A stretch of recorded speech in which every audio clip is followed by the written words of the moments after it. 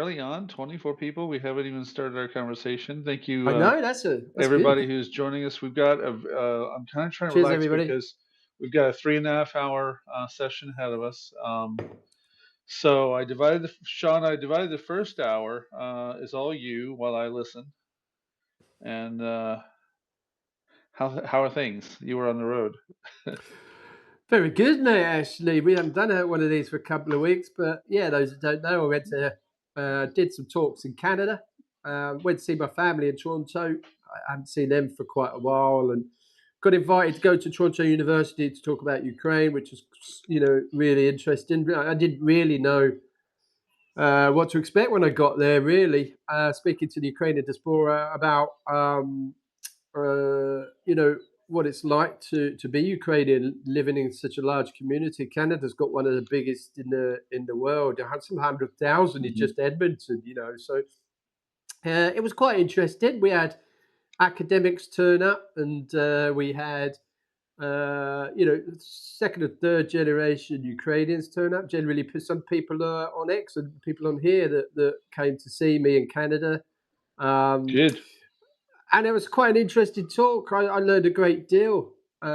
More so when I went to Edmonton, which was even more sort of Ukrainian.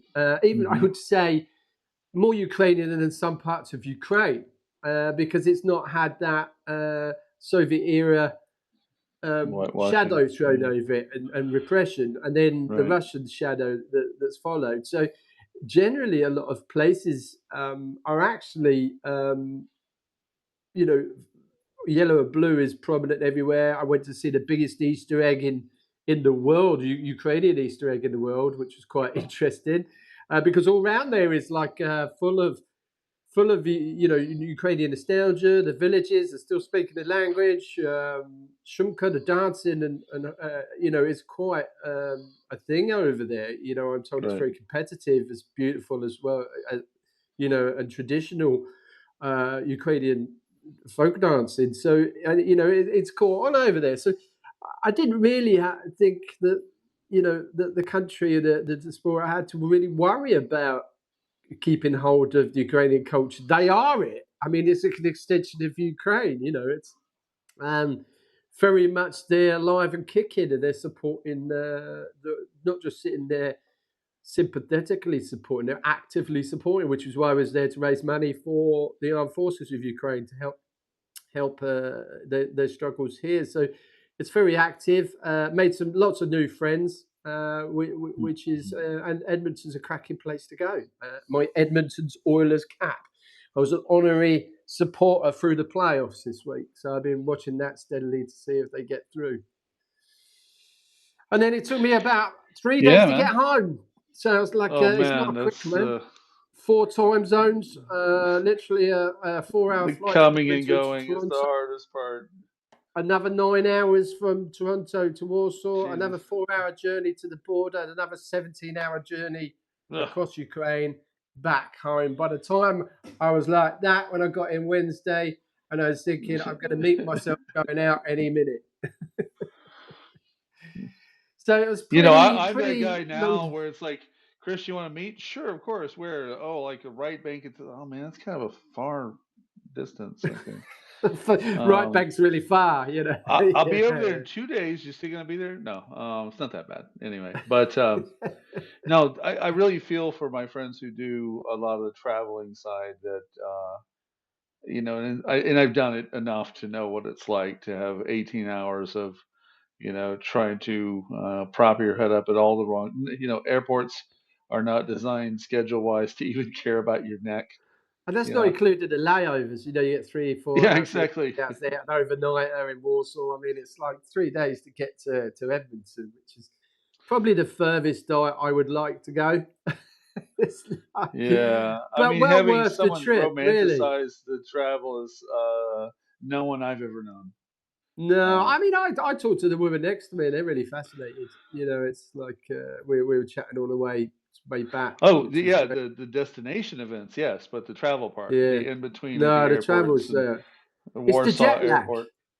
The jet God, lag's, yeah. you know, at 3 in the morning, you're just like awake and wide awake, and you can't sleep. And then it's like when you go in, it's like you know, over 24 hours of daylight. By the Right. end of it, you're like, oh, When I you're need to sleep. abroad, you have no air raids. Did you see the sirens they put on the fire engines? I was on the fire engine route in the city, so it was Yeah. like every like hour, and I was thinking, well, it's a different kind of siren. At least I'm not going to I get guess that's rockets true. around. If you live in some places, you substitute one sound that I rarely hear that. I rarely hear, My an PTSD, I ambulance was or lying in bed going, right. I was like I PTSD just was hear kicking air in. raid sirens in the middle of the day. What is it? I don't know. It's a fucking jet in the air. Where's my coffee? Oh, thanks. Okay. You have 2 sugars? Okay, thanks. All right, thanks. Well, I did get back, and Yeah, it's a rocket. you saw what happened when I got back. I got to the train station, literally just got off the train station, and the drones came in. You saw the surface-to-air missile. Yeah. I didn't see the guy firing it, but yeah, but they took out the drones above the railway station. I was thinking, well, I need to welcome I home. was just there. I was Remember? like, holy cow, I just Yeah. got home, and it's I think I already sent boom. you a video message of me being in front of the Vogzalna there because we were waiting for our trip and Oh, that's right, yeah. had air raid go off, and I'm like, well, I'm not exactly in the place where I would say nothing's going to happen I gotta because be honest, it's the train the train trains station aren't the just being same started. anymore because Yeah, you can get pulled off the train, so you're keeping all your valuables nearby. If a guy says you've got to get off the train, you've got to get off the train pretty quick because the drones are around by the train. So the Russians are now attacking the trains, which is yeah, exactly. deeply disturbing that No, they're they've doing that. attacked 2 trains within 7 days proximity of me being on trains in the same place. Yeah, me So too. And it's not the Kharkiv, same. You don't Sumy, sleep and now. yeah. You're just conscious that you What could is be dragged sleep? off the train. What is this sleep you speak of? Is this when I'm like in between articles and I wake up and realize I want to finish an article, so I Do you know, better as I've get got up? older, I've I'm just so started to tired. realize I just sleep when I sleep now. When I'm awake, I'm awake. It's just like Pretty I much, yeah. stop trying to fight it now. I have to really try harder to figure out what day of the week I'm on because it's still Monday. Yeah, time's going so quick though. I mean, it's like It's it's May. phenomenal. It's May, bro, So bruh. where are we going to It's start today then, boss? Now May we got 2026. 40 people in nearly. I think that's great. It's Well, great good. for We're we've only almost just done with our started. first hour, so thank you for everyone. I hope you enjoyed the first hour, and we covered a lot of terrain there. Let me ask you this.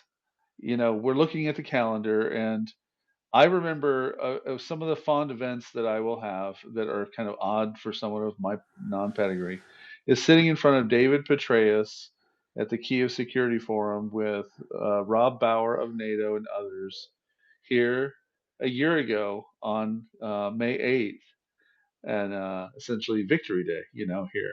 And I'm like, oh, the former head of the CIA is in Kiev while Russia is not.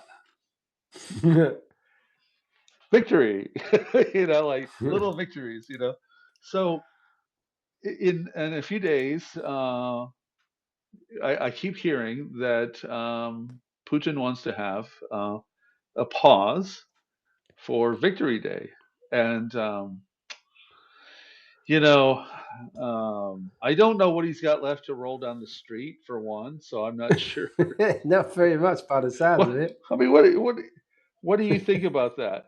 Um, Victory Day, How do you have Wow. Victory Day in the middle of this quagmire of shit that he can't seem to figure out how to land? Oh, sorry about that. It just pops Oh, into what the is show. that? What is That's this? my What is bushy this? friend here. Look, this guy go. Michelti. I'm thinking about Big Tad. So listen, let me start with telling you where I was Take on it. Victory Day 4 years ago. I was in a Yeah. black site basement, which is I'm writing an article about it. It's going to come out tomorrow. But I was in a. Oh look, you can see him. Look, there you go. That's probably better for people to see him.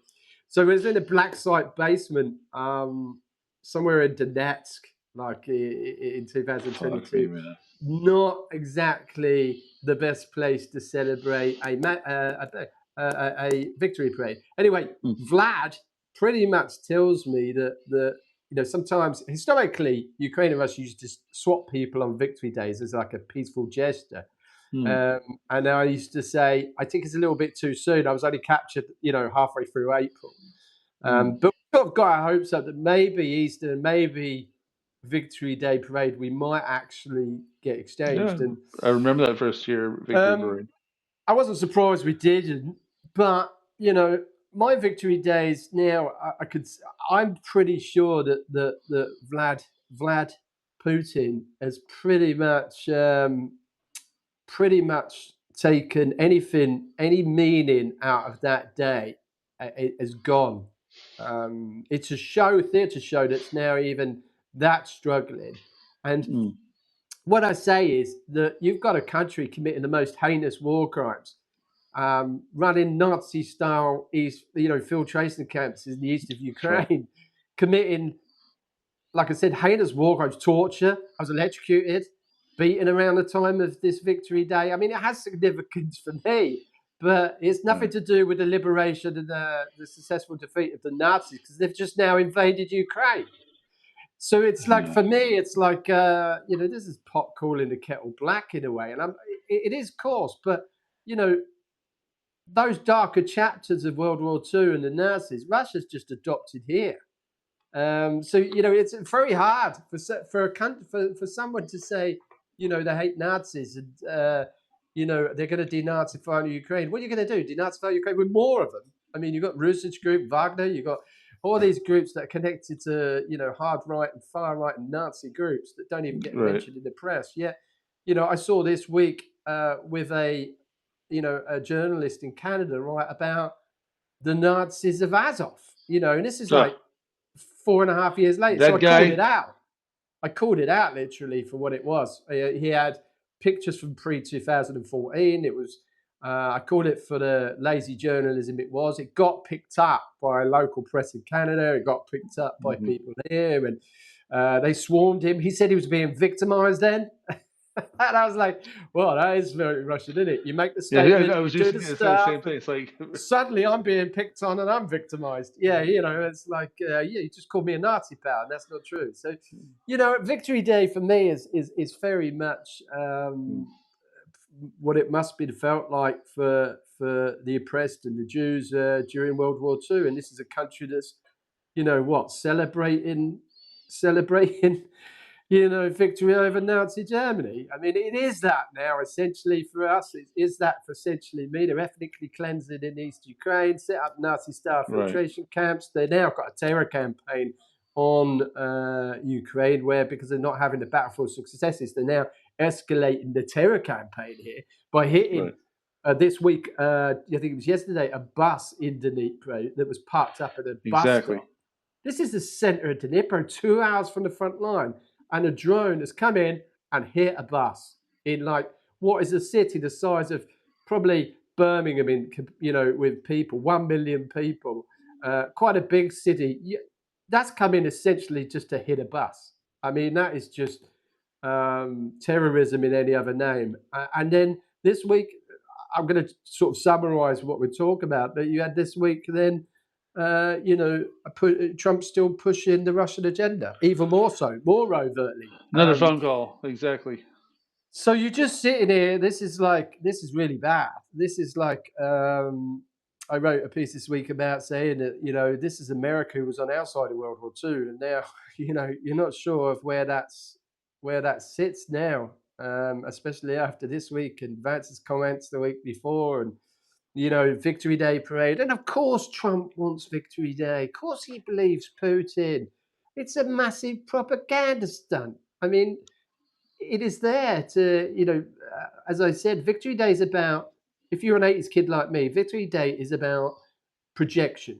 As an 80s kid, you remember those Red Square, and they are impressive. When I was a kid, I was in awe, thinking, look at all those soldiers, look at those missiles, look at all that, not really understanding what it was about as a kid.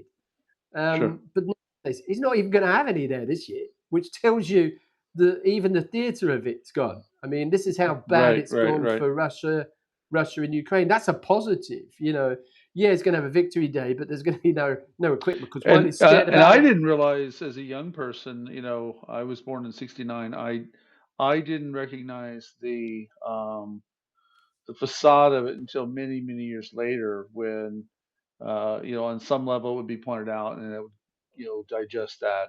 And then as time went on, where a whole range of projections from the Russian Federation, eventually, especially Russian Federation, not the USSR, um, had defined how I saw this whole region, and now that I've lived here for 4 years, I have a completely different view than I would have had without living here, obviously. Me too. Yeah, But yeah. I live in Dnipro. It's like the R and I D center for the I have Soviet to Union. I I have had to no work idea. hard to find that old view when I think about how did we get here? Oh, that's right.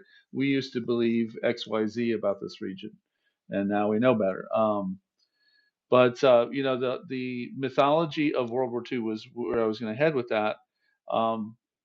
Even now, Americans who don't live in the context you and I live in here tell me that they are really just beginning to dawn on them that when Russia says we lost all these people, that the best of them came from Ukraine, Yeah, and that how offensive it is.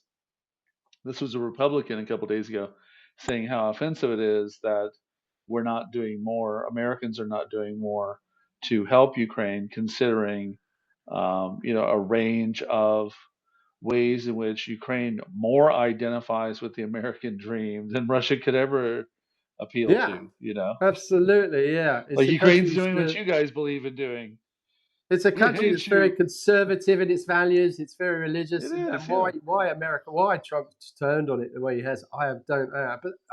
But that's a minority. I mean, I know America's there's tons of support in Canada and America for Ukraine, and I think that you're seeing this escalating the volumes. Let me start again. I'm jumping ahead of myself, getting excited. Trump's turned up the volume. This is something we've seen for since before his inauguration. Hmm. The Trump administration, by its appointments and its actions, it was always going to go down this route. Even when, as I say to you, that as we joke about the people that came in and went, sure, Trump could be really good for Ukraine. And it's like, no, Hmm. I don't know what planet you're on, son, but it's like I can't see that. And now we're at the point where the volume's been turned up, and he's openly and Vance is openly, and they're openly pushing this anti-Ukraine, pro-Russian agenda Hmm. with political framing that's now whitewashing, Hmm. war crimes. And simplifying it, which is even more sick, which we talked about, I think, last time when I was on about they're only haggling over, some small amount of square kilometers. No, this is one of the biggest countries in the world, longest front lines in the world. Exactly. This is my home. 6 million people internally displaced. No, this is not about a small, square kilometerage of Ukraine. This is people's homes, livelihoods. You can't just sell out the people and give them Donbass because they're already conscripting. Russia's already conscripting. Ukraine is forcibly conscripting fighting age males in the occupied territories to fight for Russia. That's right. ICC wanted war criminal, indoctrination of kids. I mean, the list goes on, and Trump's administration are putting pressure on Ukraine to just give up. And even this Repeatedly, week said correct. they're defeated. I'm in 2 hours from the front line and we're defeated. What am I doing? Why am I still Right. here? Why have Right. I not left? Oh, I know, Sean. Man, I've been wiped off the map so many times in the last 4 years. I walk outside after reading the internet, and I look around, and we're still here. We're pissed off and we've been bombed, but we're still here. Um, I wrote a piece the other day. Trump fears the comedians more than the mob boss. A Yeah. comedian makes a widow's joke. A war criminal gets a phone call. Only one of them has anything to worry about. Um, and I know. I'm gonna Let me just. apologize to I my got, paid subscribers more than even the free subscribers.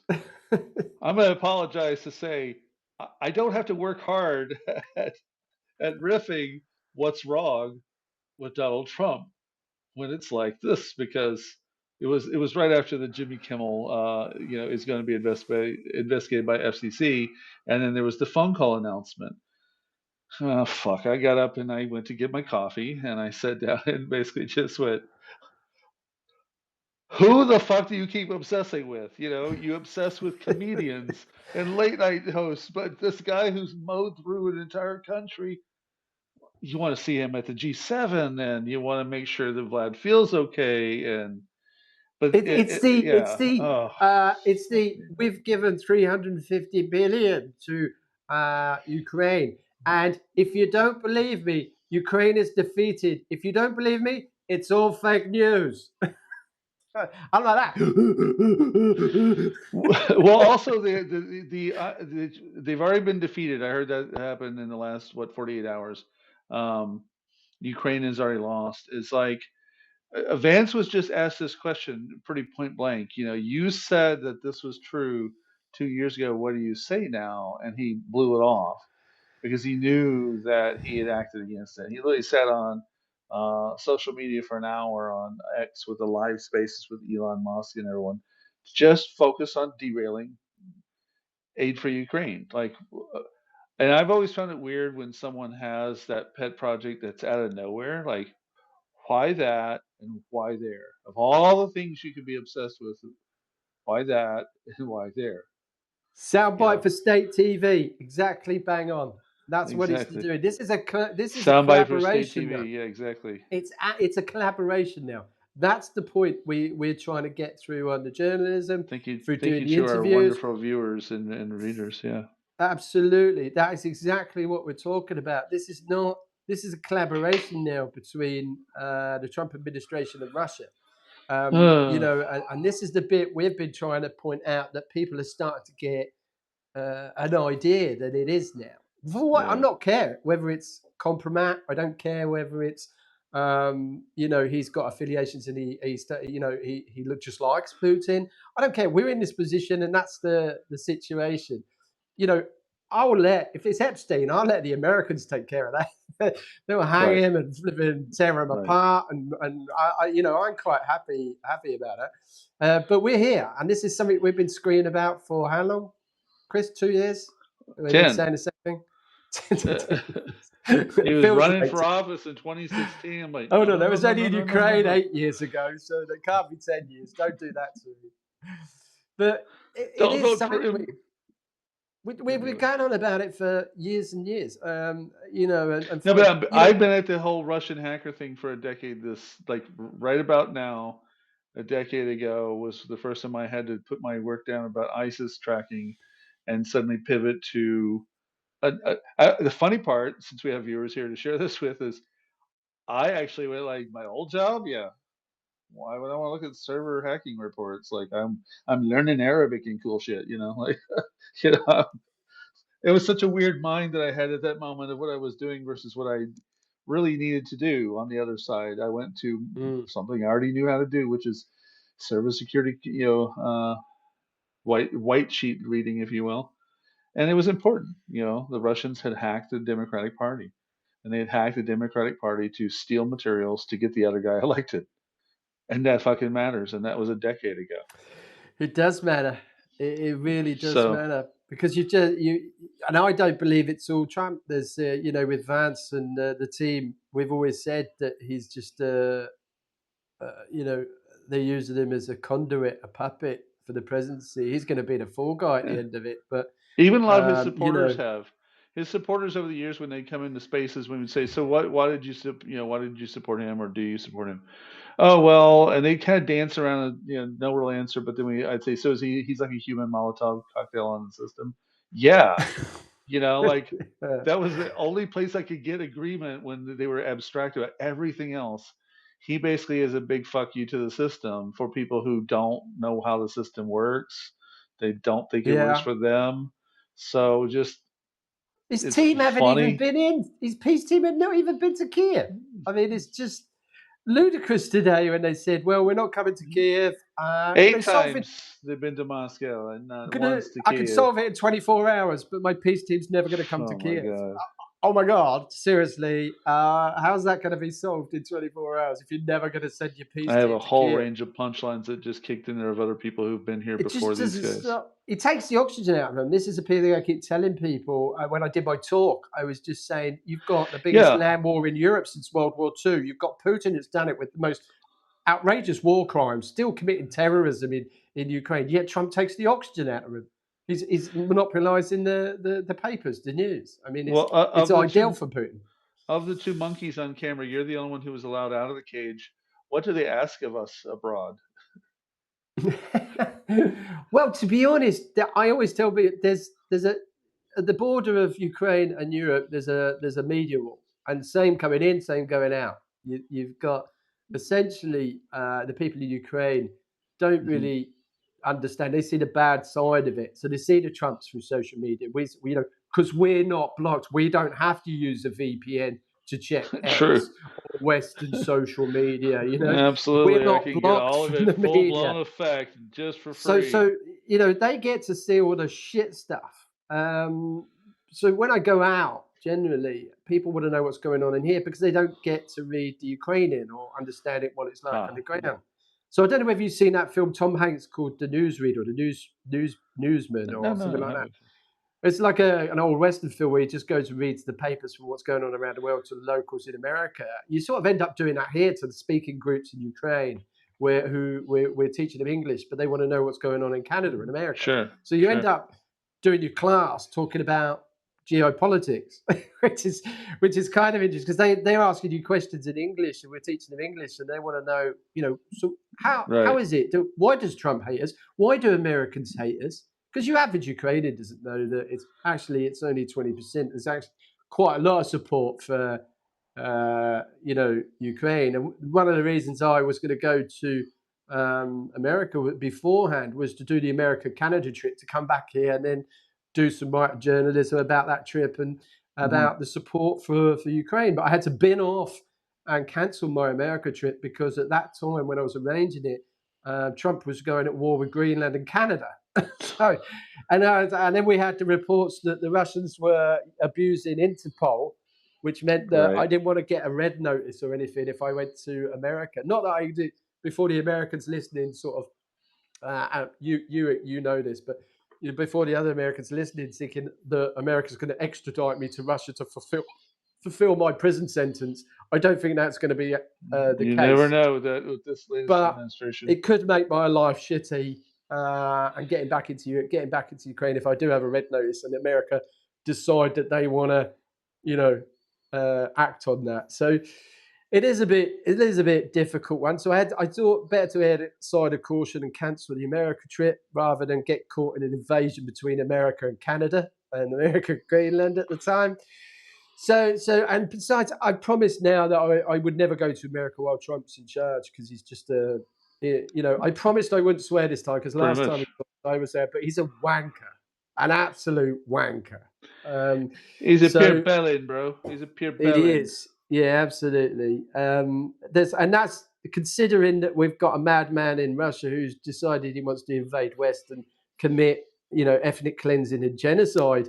It's a pretty big order that you're number one and you're an American leader, and you're getting the headlines and you're getting the air and the space on the media, and Putin is just Yeah, second and that's the fiddle. point of the fact that Trump wakes up obsessed, like ravenously obsessed, that a comedian made a comment of any kind, and it's always a different comment. It doesn't have to be she had that widow look about her or whatever the comment was. Well, Um, Zelensky's a comedian, you know.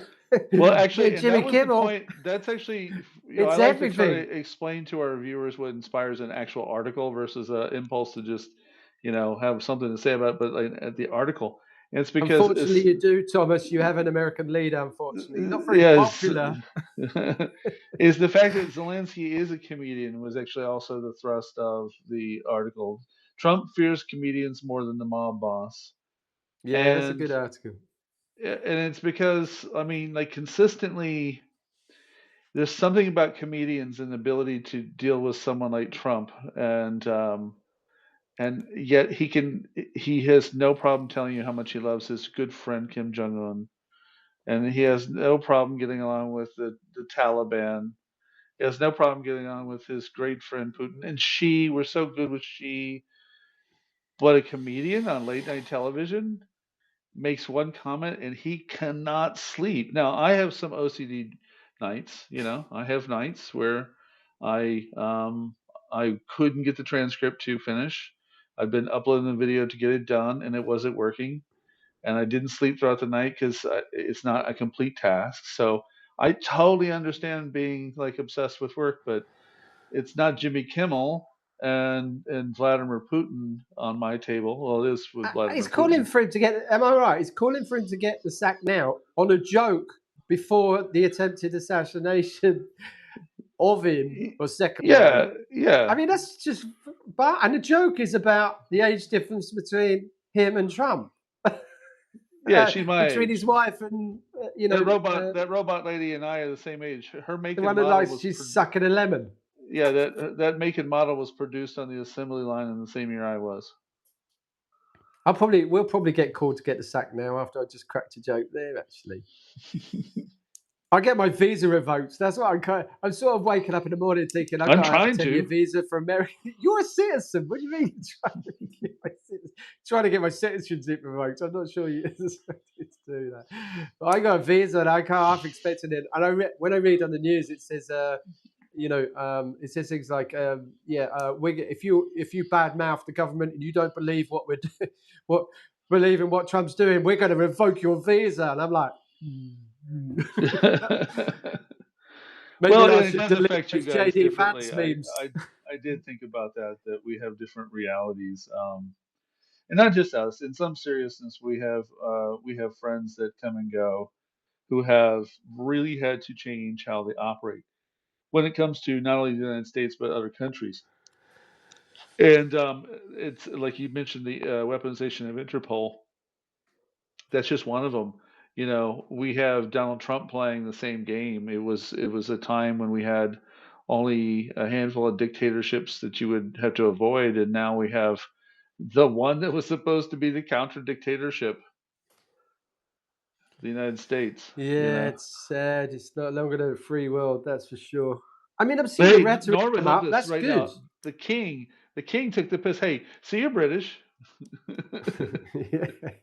Yeah, that's why we did this. I got a Brit here and an American there, and it makes perfect sense to just gel the two together. I watched all of King Charles III's speech, and I wrote up a piece. I didn't put the piece out because it didn't satisfy where I feel I had something so great and unique to say. But also, I got stuck on the title "Return of the King" or "King's Speech." Both of them were like taken.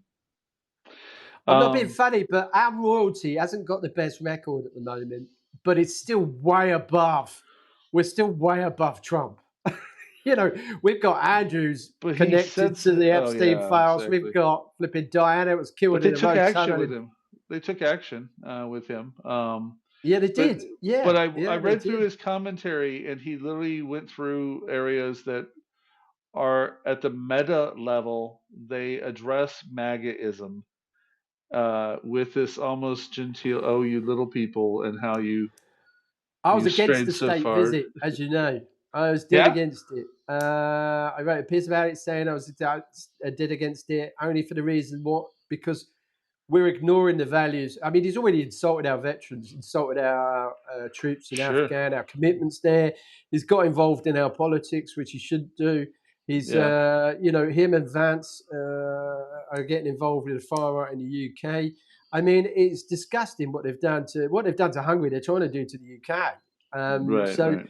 it is really disgusting. And I said that's no way. That shouldn't warrant a state visit. And I don't mind if I'm wrong in that. I thought Charles done a blinding job. I thought he was amazing, Yeah, diplomatic, very careful. Where they got that Trump bell from, I have no idea. But I think that I wrote in my article on Substack, which is only for paid subscribers, because it's quite it's quite. I have Voices Unfiltered, which is a bit more of my view. So I do that behind a paywall. But I was saying on there that this is last chance saloon. This is a way of saying you keep on, and this is not going to go. I couldn't see it going any way, other than this is your last sort of warning, but a nicey British way of doing right. it. And then the next day, he's already poo-pooing Charles and dismissing the trip and saying things like, "Well, he would help us out, but the British government probably, didn't get involved in Iran. You didn't tell anybody about Iran. You just went off and did it, and you clearly don't understand how NATO works. And we were there for you in September. That's what Charles was there saying. Hold on a minute, buddy. We were all there for you, and doing it in front of everybody was genius, because it's not an individual. You're not talking about it just in front of Trump and his posse and his team and ambushed like Zelensky was at the White House. You're doing it in front of Congress. You're doing it in front of senators. You're doing it in front of the world's media, the American media domestically. And Charles came across really well, Camilla, I thought. I am a royalist. I serve my British Army. I'm incredibly proud to serve my Queen and King. But I did think that, and I don't mind being proved wrong, but I did think this was going a bit too far to give him a state visit based on what he'd said. And I still stick to that now. But I will back up what Charles said. I think it was a brilliant done speech, comedic as well as important, and probably maybe I can accept that I probably got that wrong, because that's just outlined everything that I'm just talking to you about, that Charles has managed to get out to Congress and senators and the American population, which is good.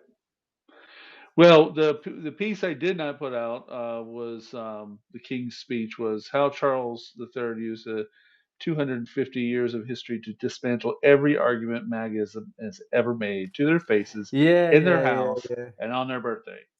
I like the joke he said about the 250 years, or as we like to say in England, just the other day. Just the other day, yeah, exactly. But that he drew a lot of parallels around the best of what we Americans mythologize Absolutely. ourselves around, and then what we do. And he skipped everything else on the world stage, went straight to Ukraine, which Yeah. Molodets, like I And was. NATO straight after that saying, we're in this Correct. together, and Europe, NATO is spending more. It's the only thing I agreed with Trump about is that, NATO and the UN shouldn't rely upon America. I've been saying that for quite a long time. That's not Right. new. But I think the wrecking ball approach and then the alternative agendas that Trump's going on, and then now it's got to the point where he's actually pro-Russian and spewing, Russian propaganda in the White House is just disgusting. I mean, you can tell that. Yeah, I agree with him on that, but that wasn't his motive. His motive is to undermine Europe, pull at NATO, all the things Putin needs to succeed in winning this war, which he's losing. He's now losing. We were saying about the power shift quite a while ago now. Mm-hmm. I think in sort of January, I was saying there's a significant power shift. And now we're at the point where that power shift's happened. The power has shifted. I mean, clearly it's shifted to the point where we're hitting those refineries.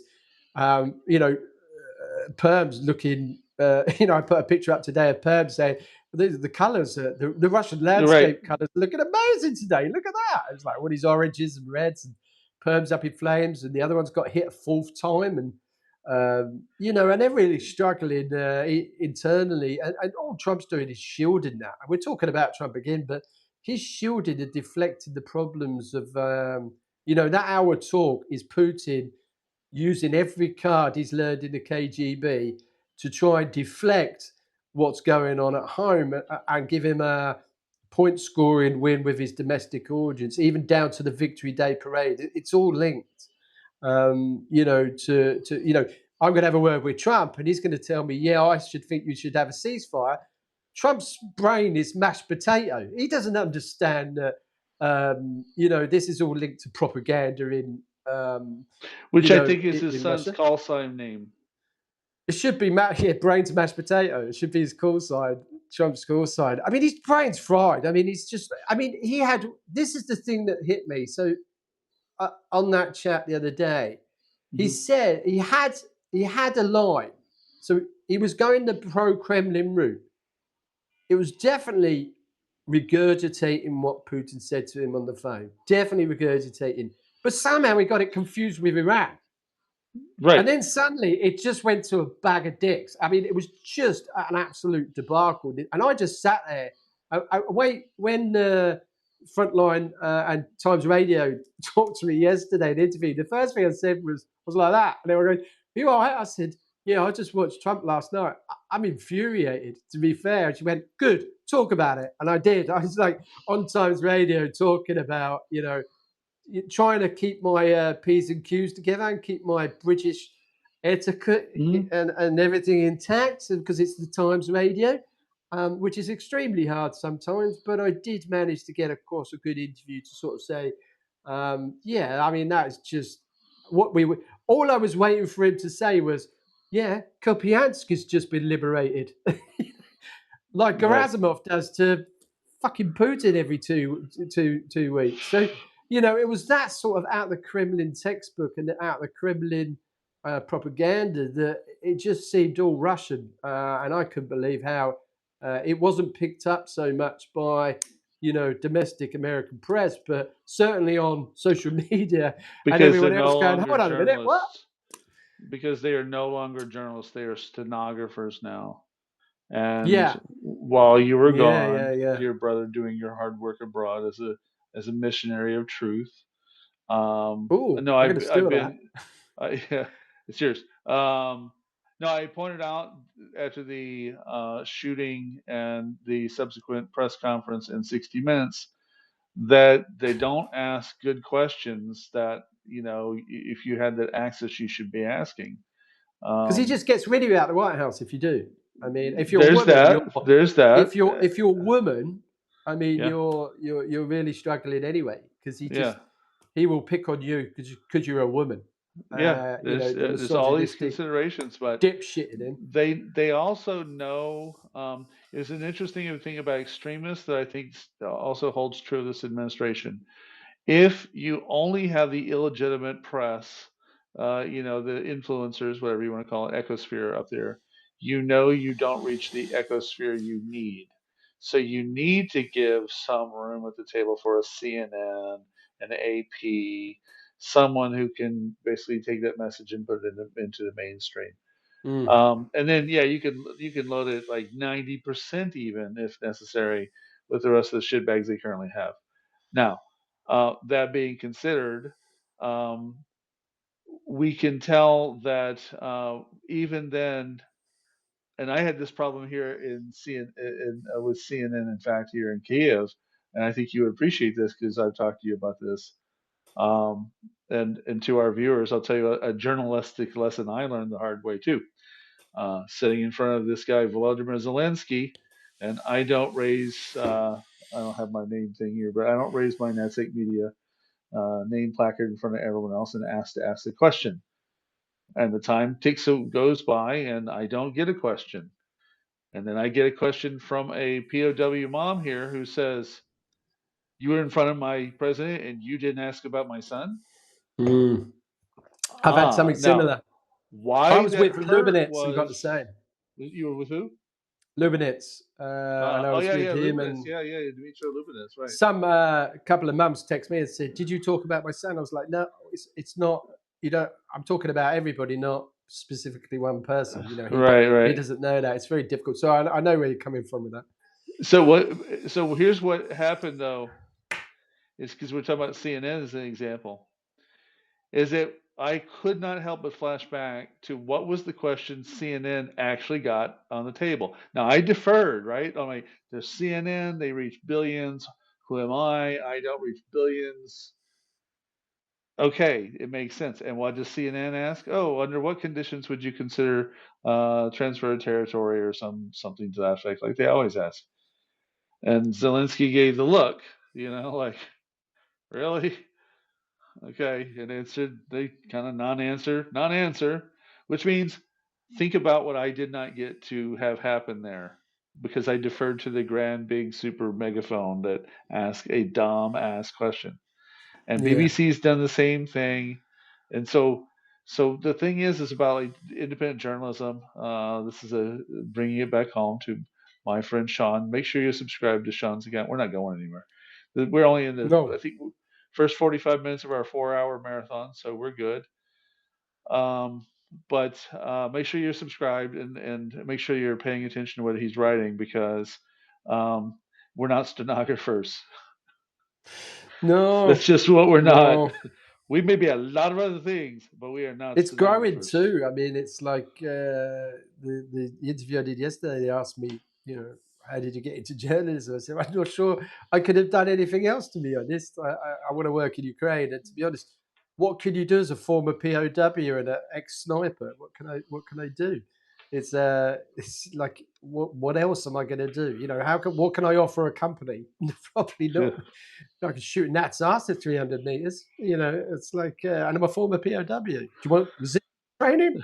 It's like, but I can't speak. I can't speak about. I can't speak about losing a home and my wife losing a home and not one home but two homes to Russian invaders. I can speak about East Ukraine because, like you, I'm one of the few people that lived there, especially East Ukraine, where I lived here since the last Right. 8-10 years. So I am a Russian, learned predominantly Russian first, for those that don't know. So, I am one of the Russian speakers that apparently Putin was liberated, except for he stole my house, killed my friends, jailed me, give me the death penalty, and that gives me a good basis to. I'm never going to be Ugh. neutral. I'm always going to be Ukrainian sort of biased, but I think I've got every right to explain why. That gives Right. me a story that people listen to and resonate with and understand that we've been through the mill. And again, like you just come to that calling where you just think, I don't want. I want to tell people about what's going on here. I think I made that decision day 3 of 2022. Largely been in the military and under the radar.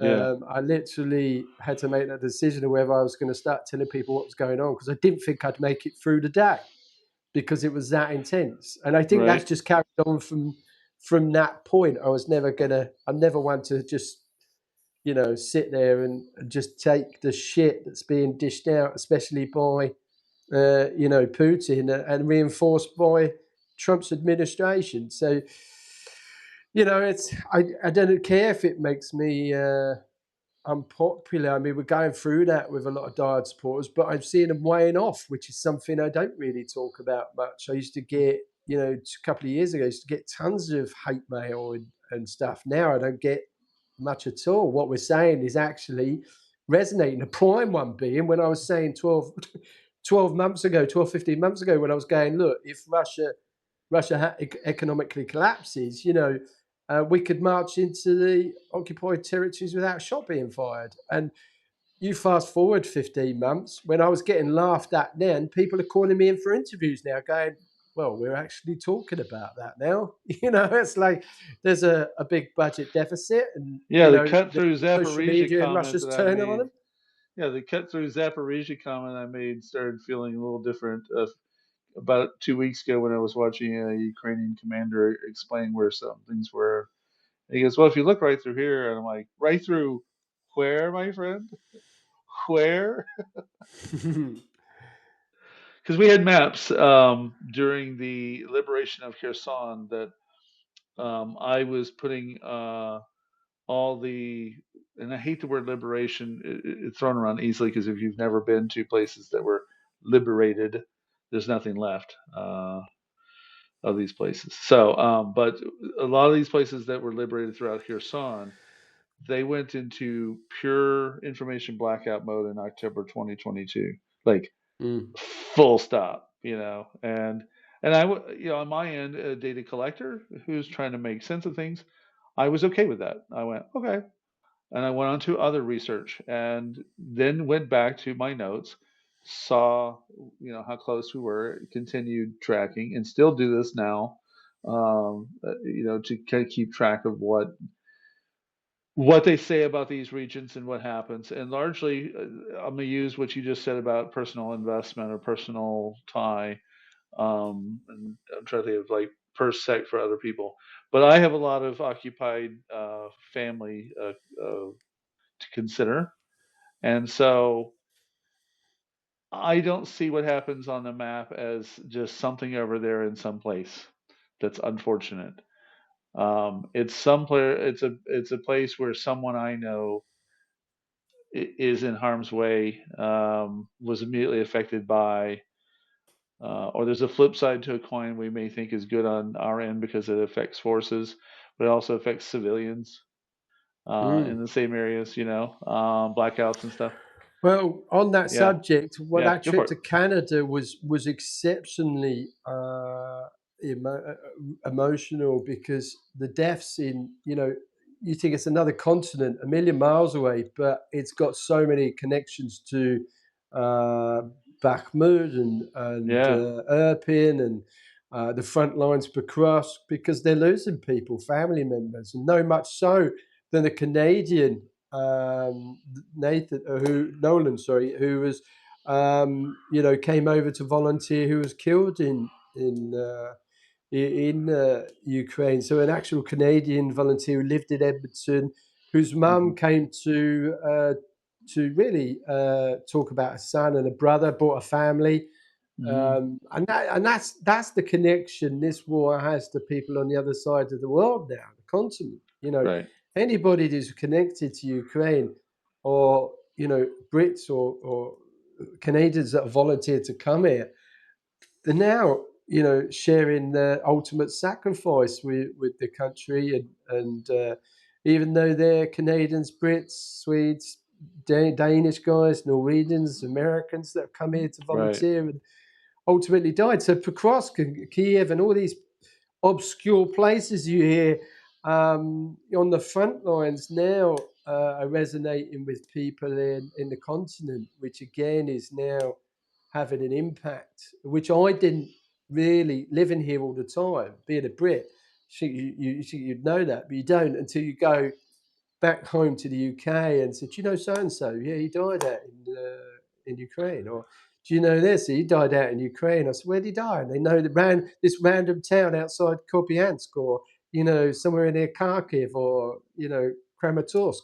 And these people that you wouldn't know these towns or these areas at all, are now reciting these places on the front lines because they know right. people that have died there, which is extremely. What do you do when a brother comes up and says, "My brother died in Ukraine"? I was like, "Oh, really? Sorry, brother. I've lost some friends too, pal. Do you want me to sign your book?" There's not much you can really say to a mum that's in Canada that's paid the ultimate sacrifice. It's deeply emotional. Yeah, I can imagine. I mean, I have contacts with some Americans who lost someone here and that I stay in contact with, but not many, like because I didn't come and go. Um, and then largely in the favor realm, Mm. someone, abroad said, well, I know a guy who lives there, me, and maybe he can help. So I'm on photo replacement duty at our Memorial Hill here in Kiev. So as those photos wear down in the sun, I get the request to go check. And now that spring is here, I've already, checked the other day when I was over there. But yeah, I mean, it's I want one thing I want to ask you because of the Canadian diaspora. Now, I'm sure you didn't have time to get into the politics, et cetera, because my natural-born Ukrainians running into diaspora has been a very interesting conversation. They really see the world very differently, Yeah. radically differently. It's a very interesting conversation. But are there some interesting questions or interesting things that came out of those conversations that you really didn't expect to hear abroad? Uh, Yeah, I did expect to be with the being Ukrainian. I didn't mhm, expect to hold the audience as much as I did. mm, Being a okay, Brit, do you know what I sure, mean? I sure. thought being I don't speak the language fluently. I can't say culturally I know a bit about Ukraine, but my wife would say, "You're not an expert, Sean, on Ukraine. You know that, right?" And I'm like, "Yeah, I know." But I sort of sit there and know a bit more than most foreigners. That thank you. um, Literally. So I was half expected to. Did my research on some stuff. I wanted to be on the nail with my Mm, presentation, my talk for about an hour and a half with some questions at the end. mhm, Thinking, I spoke to the general feel of people. I said, "What's it going to be like when I get there?" Because obviously I talk to people that roughly know the region, but you guys are like Ukrainians, and you know it's a slightly different talk. And he said Hmm. one of the questions he said you'll probably get asked, "What do you think about Zelensky?" And I went, Oh I yeah, wasn't expecting that actually. So it gave me a good indication what to prep for. But when I did my talk, it was just silent, and I thought initially that um, we had some laughs through it because my talk is quite a dark subject, so I bring some humour into it. yeah, So people laughed at the right times and talks, and but when the questions come, it was just generally because people were absolutely shocked. Um, and then the questions started coming for the next hour. And we had that in Toronto, mm. we had that in Edmonton. Questions that I thought they would know, they didn't. And Interesting.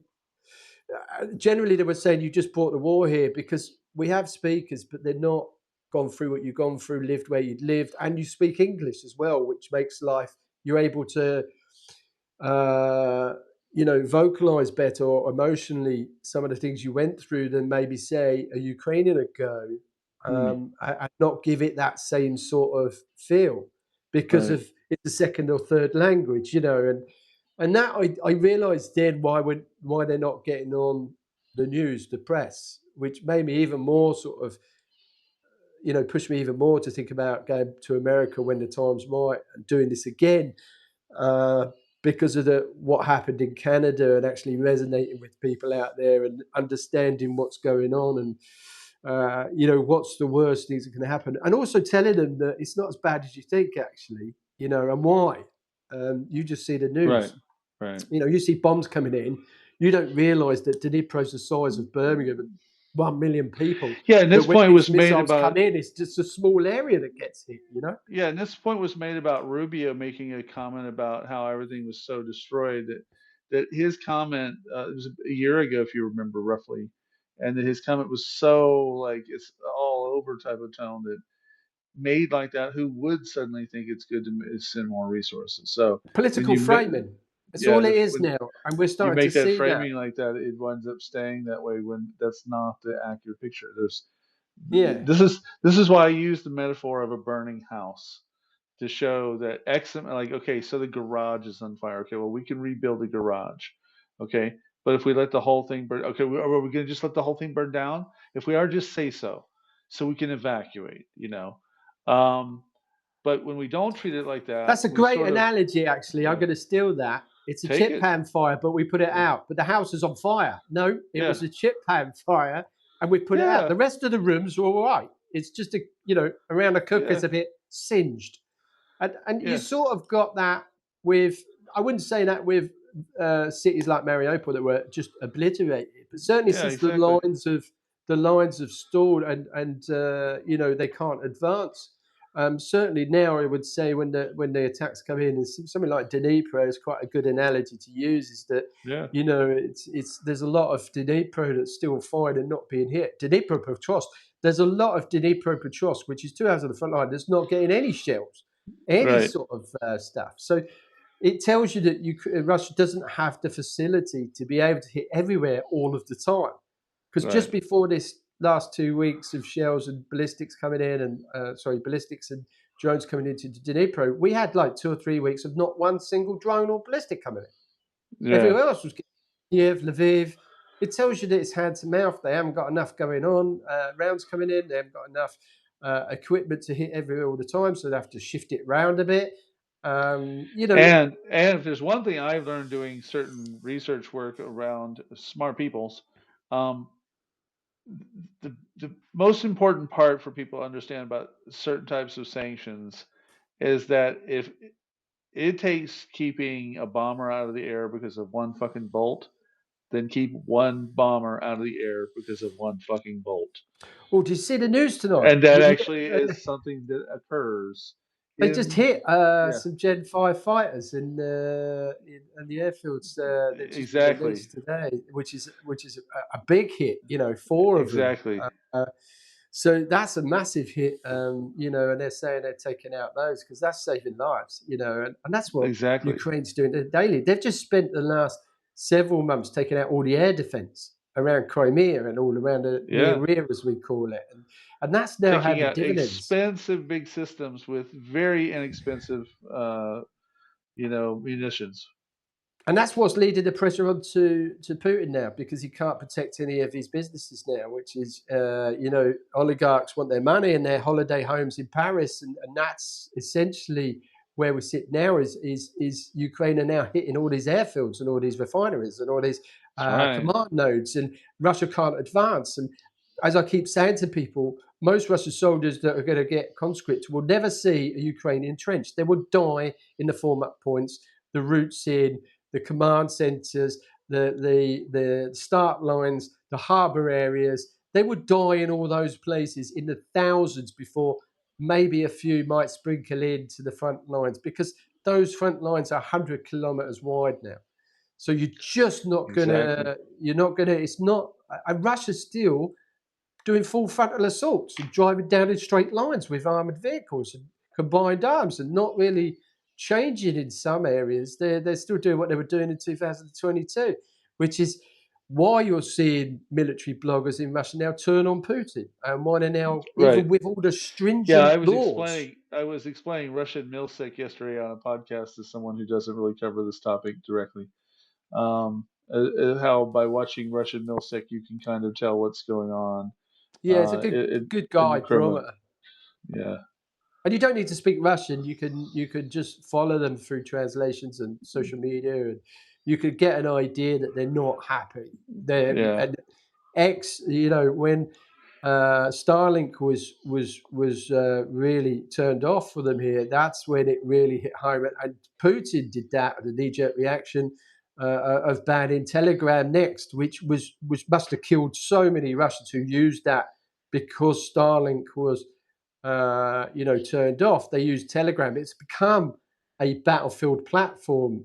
It's big in Ukraine before the war. Right. It's Russia's number one app. They use it for quick get arounds and quick messaging, and to raise money for the troops at the front.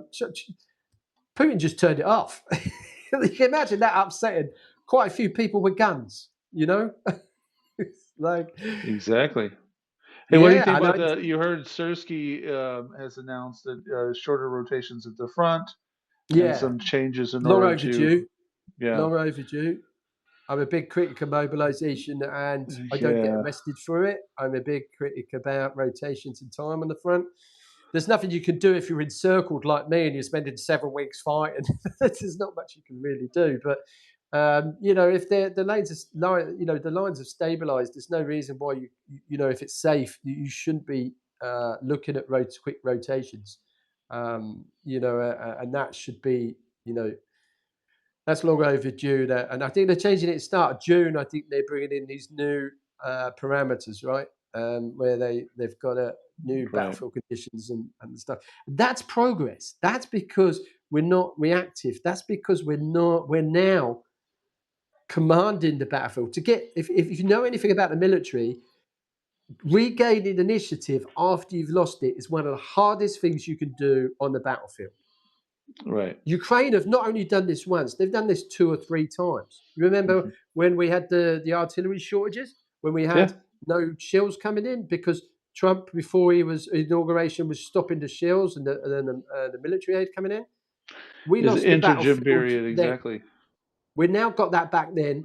We've then lost it a bit because we weren't allowed to bomb anywhere in Russia. We've now clawed that back. We've got innovation back. We've regained this battlefield initiative at least 2 or 3 times from the Russians, which tells you how And shit they are. finding that the domestic product ability will allow exports Yeah, I mean, is he's built amazing. up. Trump's shooting himself in the foot because one, No cards, baby. he doesn't want to deal with Ukraine, and Ukraine have now had to go to the Middle East and other business partners because America doesn't want the Trump administration doesn't want anything to do with Ukraine, which is very short term, very stupid thing, considering them and Russia are the only people that's fought in a war like this ever. Exactly. You know, Exactly.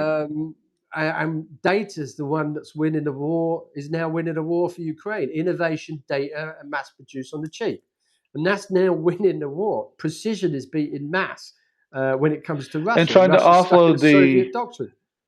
well, and trying to offload the finger, memory, the muscle memory, conditioning that's happened here, not just with Ukrainians, but also with British and American soldiers who have essentially strong muscle memory of fighting the Russians and fighting Shahed drones if that's the AO that they get, shipped to deal with. And this has been very frustrating to even as recent as this week here that Americans who have the ability to share that knowledge were blown off by Americans around the Secretary of War.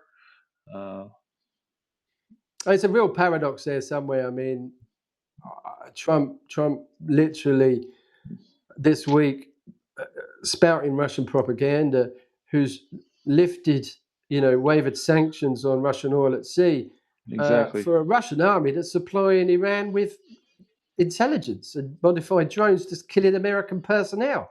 I keep saying it week on week. Why is this not front page news? Why is this not being brought into the public domain more? I mean, essentially, he's funded Putin 700-800 million a day in Mhm. revenues to target US personnel, and they've already had 13 dead, nearly 400 injured.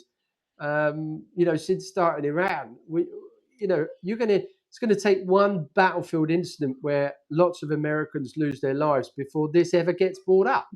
Right. Unfortunately, because that's where he's got loyalty. He's already lost Syria, Venezuela. He's lost control of that. Iran He's looks like essentially operatively he's lost Hungary for now. he's going to stick with Iran. He's going to pump money into that. So where's that money going? It's going to go into supporting Iran. It's going to go into supporting Russia's allies. And Right. Trump's just waived sanctions on it again. So this is The thing exceptionally is, odd, the thing I would said be the about word. Trump that I would say about Trump now is the same thing I said about him after he ordered the execution of Soleimani. Is that the concern should always be he has no strategy. That it's Yeah, absolutely none. an item to happen and that's it. I'm going to go No out on a sense limb of here. before and no cascading effect. Yeah, go for it. Hear what I say here, because this you can tell me to shut up if I'm on the wrong thing here. I've never been a believer in this until recently, but if there is compromise on Trump, if Russia does have compromise on Trump, you can bet your bottom dollar Mossad's got it, China's got it, Oh yeah. and how quick, without telling anybody, did Trump go in to help Israel on this Iran thing? How Yeah. quick? I mean, do they have something on him? These questions keep getting asked. I say, and Well, I'm not a you conspiracy guy. said And I that. keep going, no, I can't see that Well, happening. you But said that you don't. You always held against that, and you and I are actually very similar. And I have a different version of that, which is that they don't need it because it's a different category that applies with him, and that the different category that applies with him is basically strongman kind of, autocracy impulses he naturally has. So, whereas he does not have an ideology, his ideology is rooted closer to autocracy thinking. So, it's an easy go-to for him to want a top-down autocratic sphere under him. Now, that being said, well, if we were to look at how we got there as Americans, and I've been saying this, hitting it with no kings is nice, and I appreciate no kings, etc. I know where you're going with this. Uh, but I still strongly believe that people need to get out of having an anti-Trump um, remedy plan, meaning that the only way Yeah. to get rid of Trump is to have an anti-Trump figure by which we go at Trump with it. No, like it has to be you guys. Like I'm talking to every person right now. I'm gonna even look at the little dot on my phone, which is always weird, um, and say you're where the revolution begins and ends. Period. In between your ears, behind your Don't wait eyes. for the midterms. Don't wait for the midterms. Make your changes today. Do it Um, now.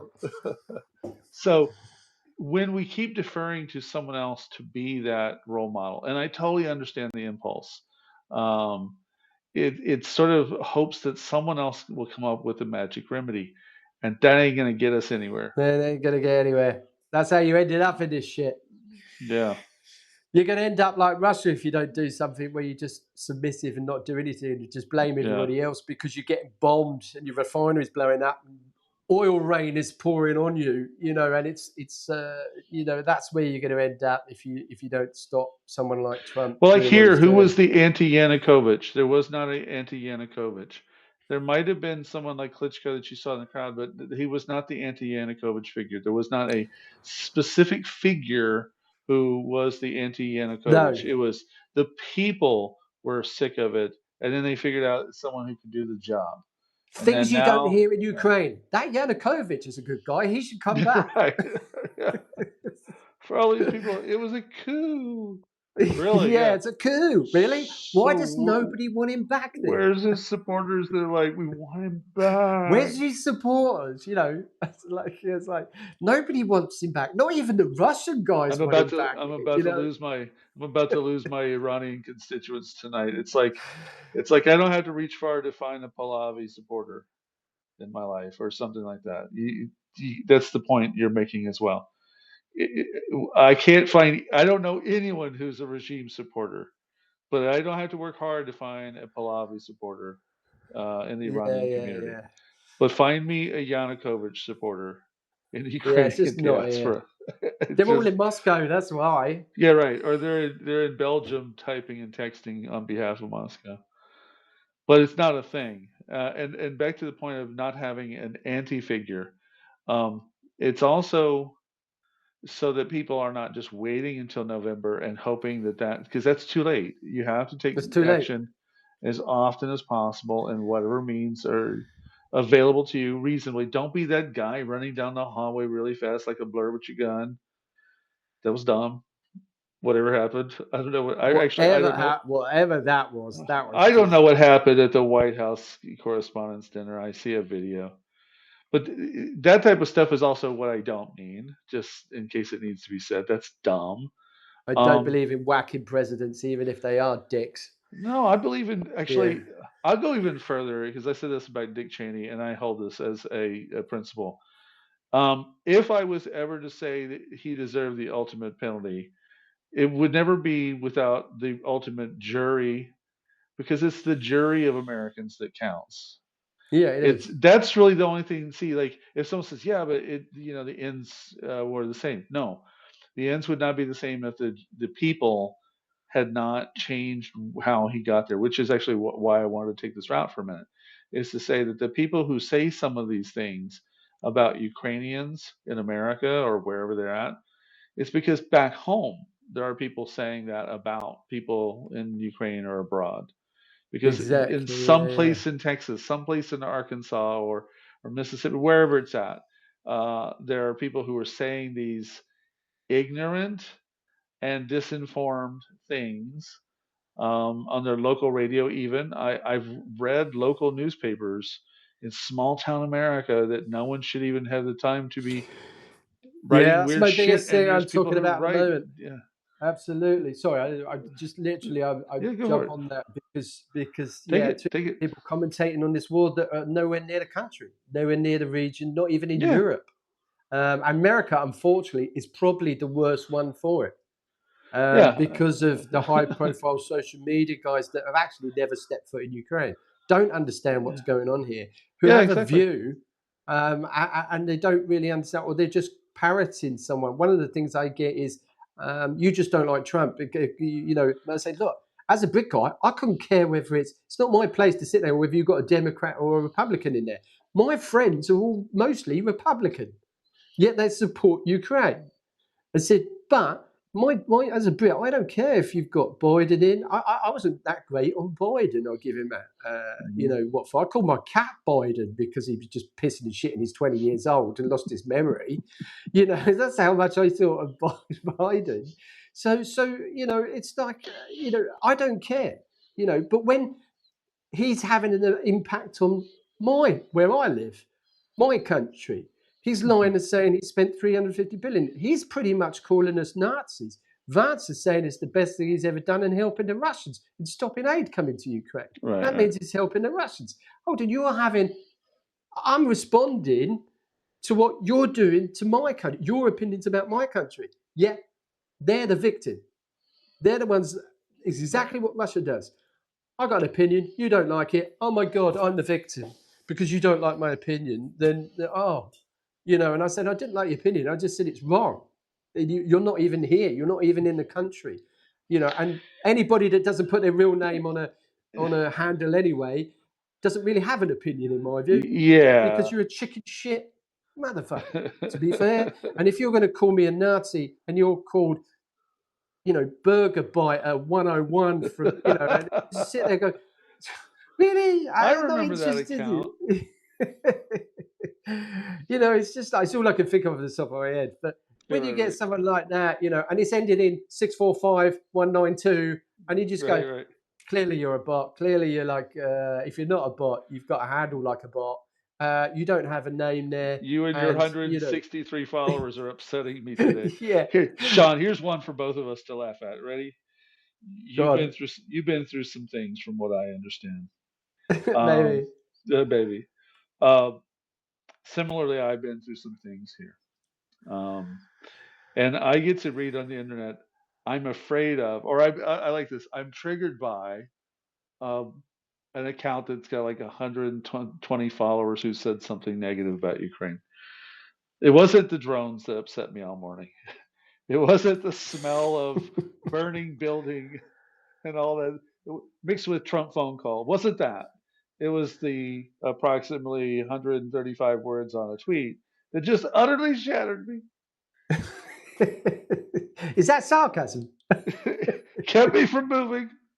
Yeah, but it's funny because I read these things and I'm like, I'm sorry, on what planet are you a thing that is sucking oxygen somewhere on the other side of the keyboard? You've got there's a tweet you get that might upset you. It's when they follow me on my emails or get hold of my emails and they say we should have killed you when we had you at Donetsk. Now that's something different and reportable to the police. Can you send some of those to me, like an ex-girlfriend that you don't get along with? I'll take the emails. It's just like, well, it's died off a bit now, but generally, occasionally they'll go through a website or grab my email or something like that, and then I'll get this threatening email from, it goes through a filter, and then the filter woman rings me and goes, have you seen this? I'm like, it's just normal. Check filters to see why I'm not getting every Nazi day. hate mail anymore. No, Nazi email might be filters engaged. Everybody in my house is a terrorist. Yeah. My wife, me. I'm a Nazi terrorist. Some of these viewers may not have heard off this, the duck's back in the end.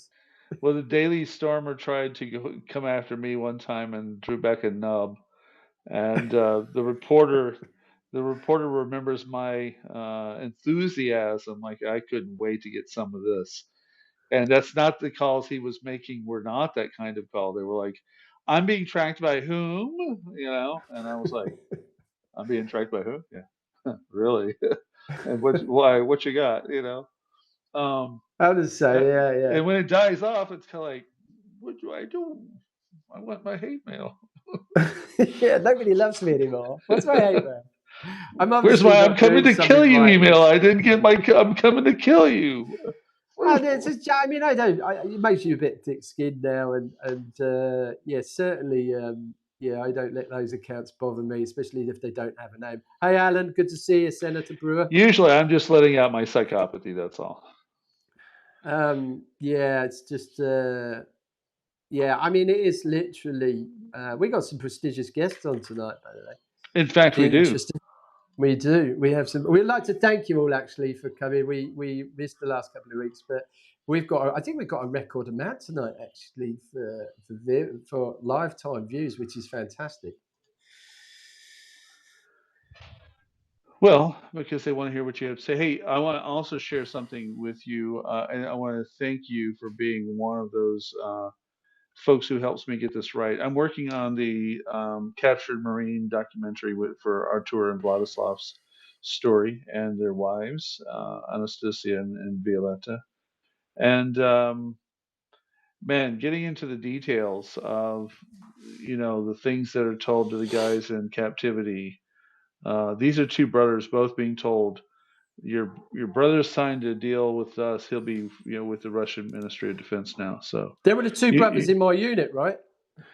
501s, yeah, yeah. Yeah, or sorry, sister unit. Yeah, Yeah, 36, yeah. yeah, And 36 Brigade. Yeah.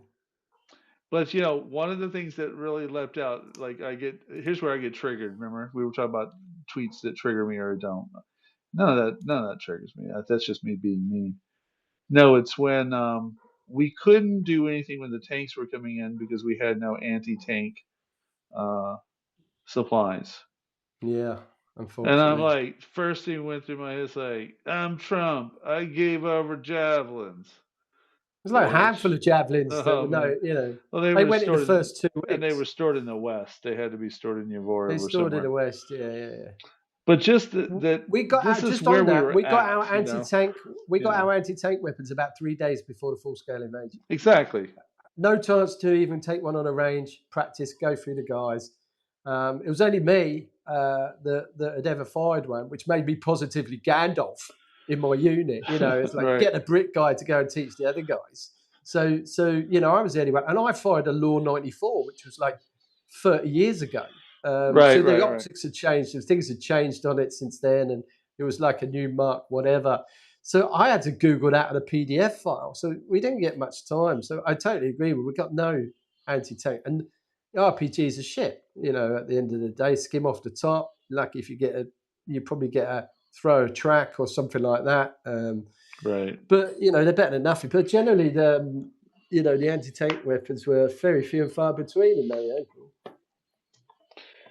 Yeah, and this is one of the things again about journalism versus the other Journalism. isms that I don't have much to do with. But journalism is that there's a lot of those lines that would get passed by us when we had people arguing for Ukraine and in a way that was cynical of America's support, that without good journalism skills, it would be okay to nod, or it would seem reasonable to nod with the cynicism. And good journalism means you don't nod during cynicism. It literally means you fight cynicism. You may have skepticism. Skepticism is a great skill to not just believe what you're handed. But Mm. cynicism is to have to remove um, the negative on something that was applied artificially. And that's the part that we really want to make sure we're watching for, because when we put a cynical move on top of, I don't mean Russia, we understand those, but even then, analytical point of view, it means you don't want to do it anywhere. You want to make sure that you're dealing entirely with the factual points. And so when I heard about like how weapons came together and who was doing what, when, where, how, I wasn't trying to focus on that. I was focused on human stories. And eventually, I had to go back to the weapons pivot because I didn't want to have those stories go by us without me really having a strong handle about it. But I want to share with our friends. I put this post up the other day, but my friend Artur, who came back in August 14th last year, and his wife Anastasia, who is basically one of my biggest heroes in the whole world. She waited every day for him, and she's one of those quiet leaders. And then his awesome younger brother Vladi, who He's the guy I know. He was at our unit for a bit. exactly, He's the guy.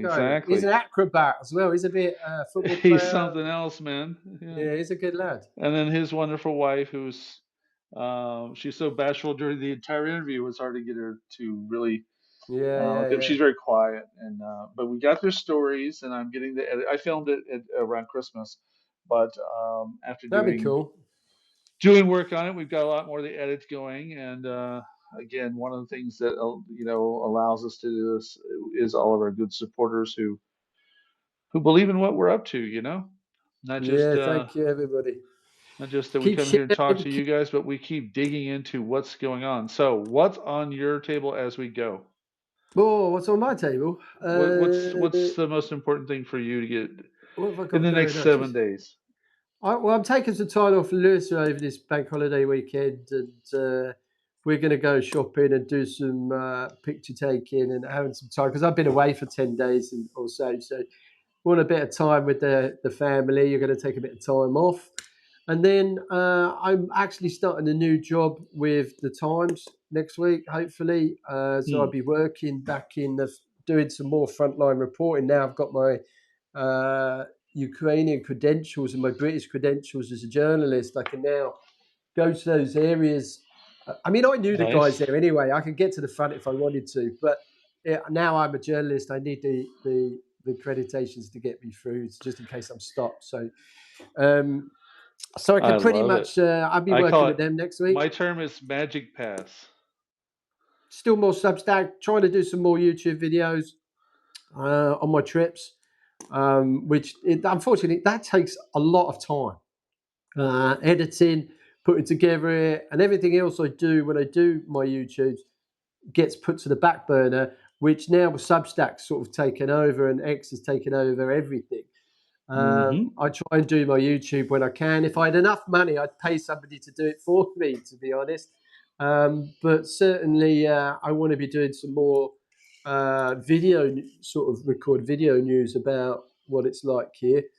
And sort of the escalating terrorist side of it that Russia's doing now, the escalating hitting civilians, I'm looking at that more now because I want to get that out into the limelight.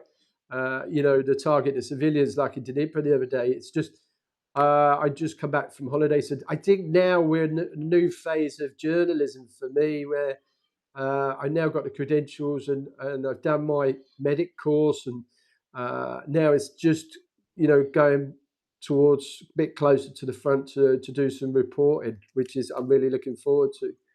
I'm working with other journalists and getting as much out there as I can, really. And I couldn't do it without the support of everybody that contributes to Voices from the Front and the Substack, and those little and often payments keep me going, and to be able to do it. It's better than a one-off big payment, to be fair. It's regular, and those $3, $8, they contribute a lot to be able to do this. So, like yourself, it's they really do, and we're taking Russia to court. So this is a massive thing that's going to happen in the next couple of months.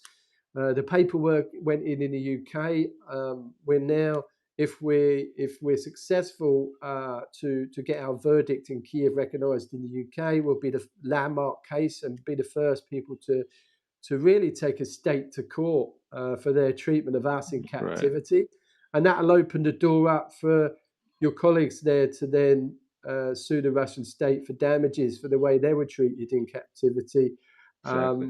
And that will set precedents. They can lose billions if we're successful. So that's a massive thing for us to get through. It cost about 10 grand just to put the paperwork into the UK courts. It costs vastly more than that to pay for flights. We're fighting three legal cases in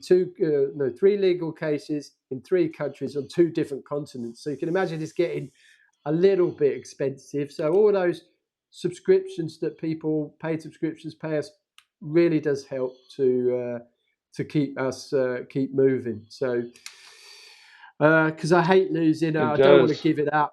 I don't want to stop because we've run out of money. I almost bankrupted myself last year because I was doing it all myself. And before I did Substack, before I did YouTube and commenting on the war. So Substack gives us, it gives a bit back to get a bit in return to keep the wheels moving and the joints oiled and to keep going. So that's. And I'll say a special thank you. I try never to name the specific donors so as not to put pressure. They can name themselves, and I'll acknowledge if they want. But I hate asking for money. I've always been that way. It's difficult.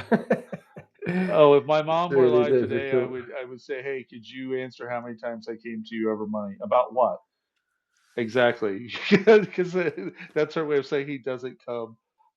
Canada was really beneficial. We're writing some articles, we've got some videos coming out. Yeah. But that was all funded by paid subscribers, donations, subscriptions. Exactly. And so what happened is I woke up going, okay, So we got the end of the month bills coming. When's the studio rent is due in a couple of days. Oh my God. And what do we have on hand? Yeah. Oh, not enough. Okay.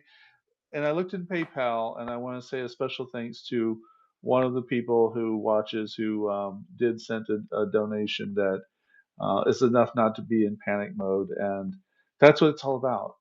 It's not being in panic mode. Yeah. Because I'll say this about like, I won't say also another thing I can't name drop, but a person I really, really, really way up on the ladder of supreme monkeys in my life.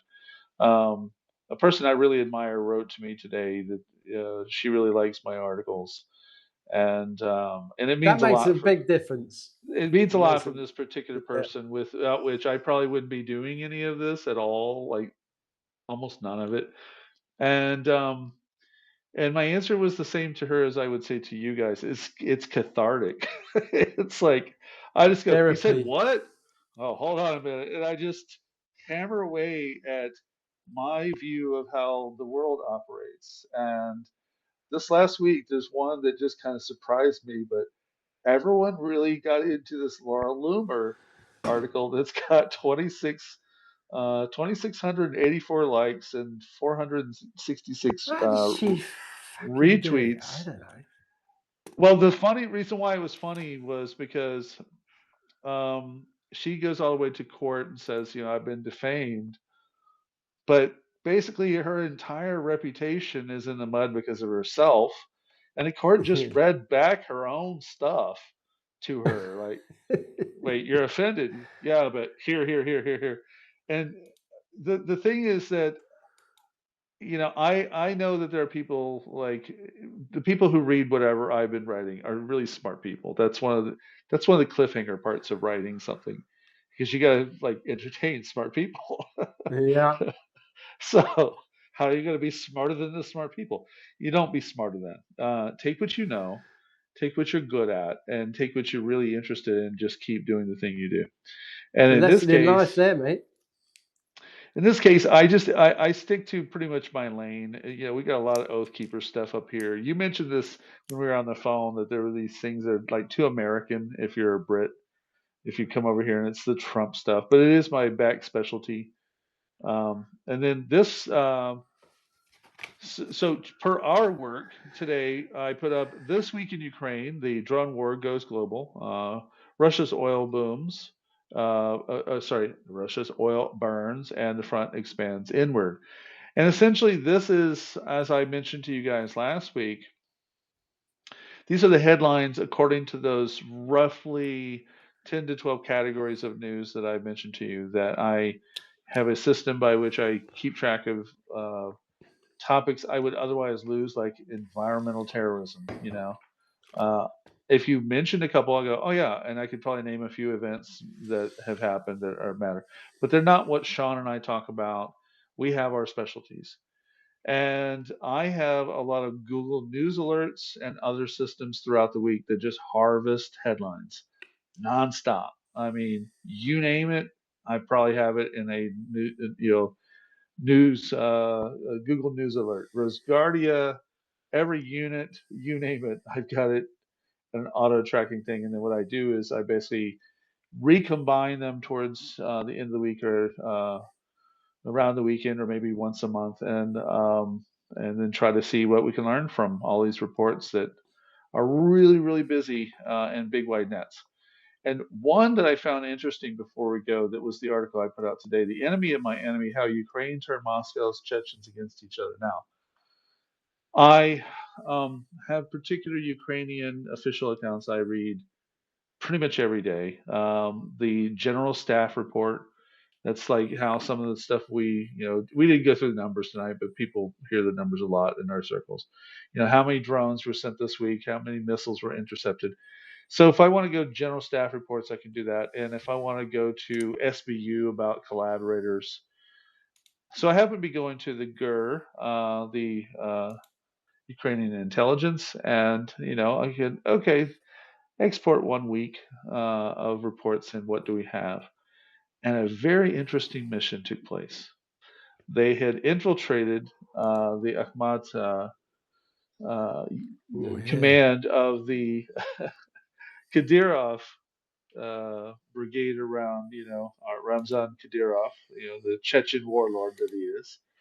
And they got a hold of enough of the information. They were able to level two big strikes on them and have announced essentially a extension of sort of like the effort we called, I'm trying to get out of Ukrainian thinking, you want to live, and reminding Chechens that Russians treated them pretty badly, and also thus having us remind to you Russians treated Chechens pretty badly. And so this article is essentially about the effort directly from Ukrainian intelligence, and it rarely happens like this. Of all the things they ever post, they rarely put out a big announcement like this, including a phone number.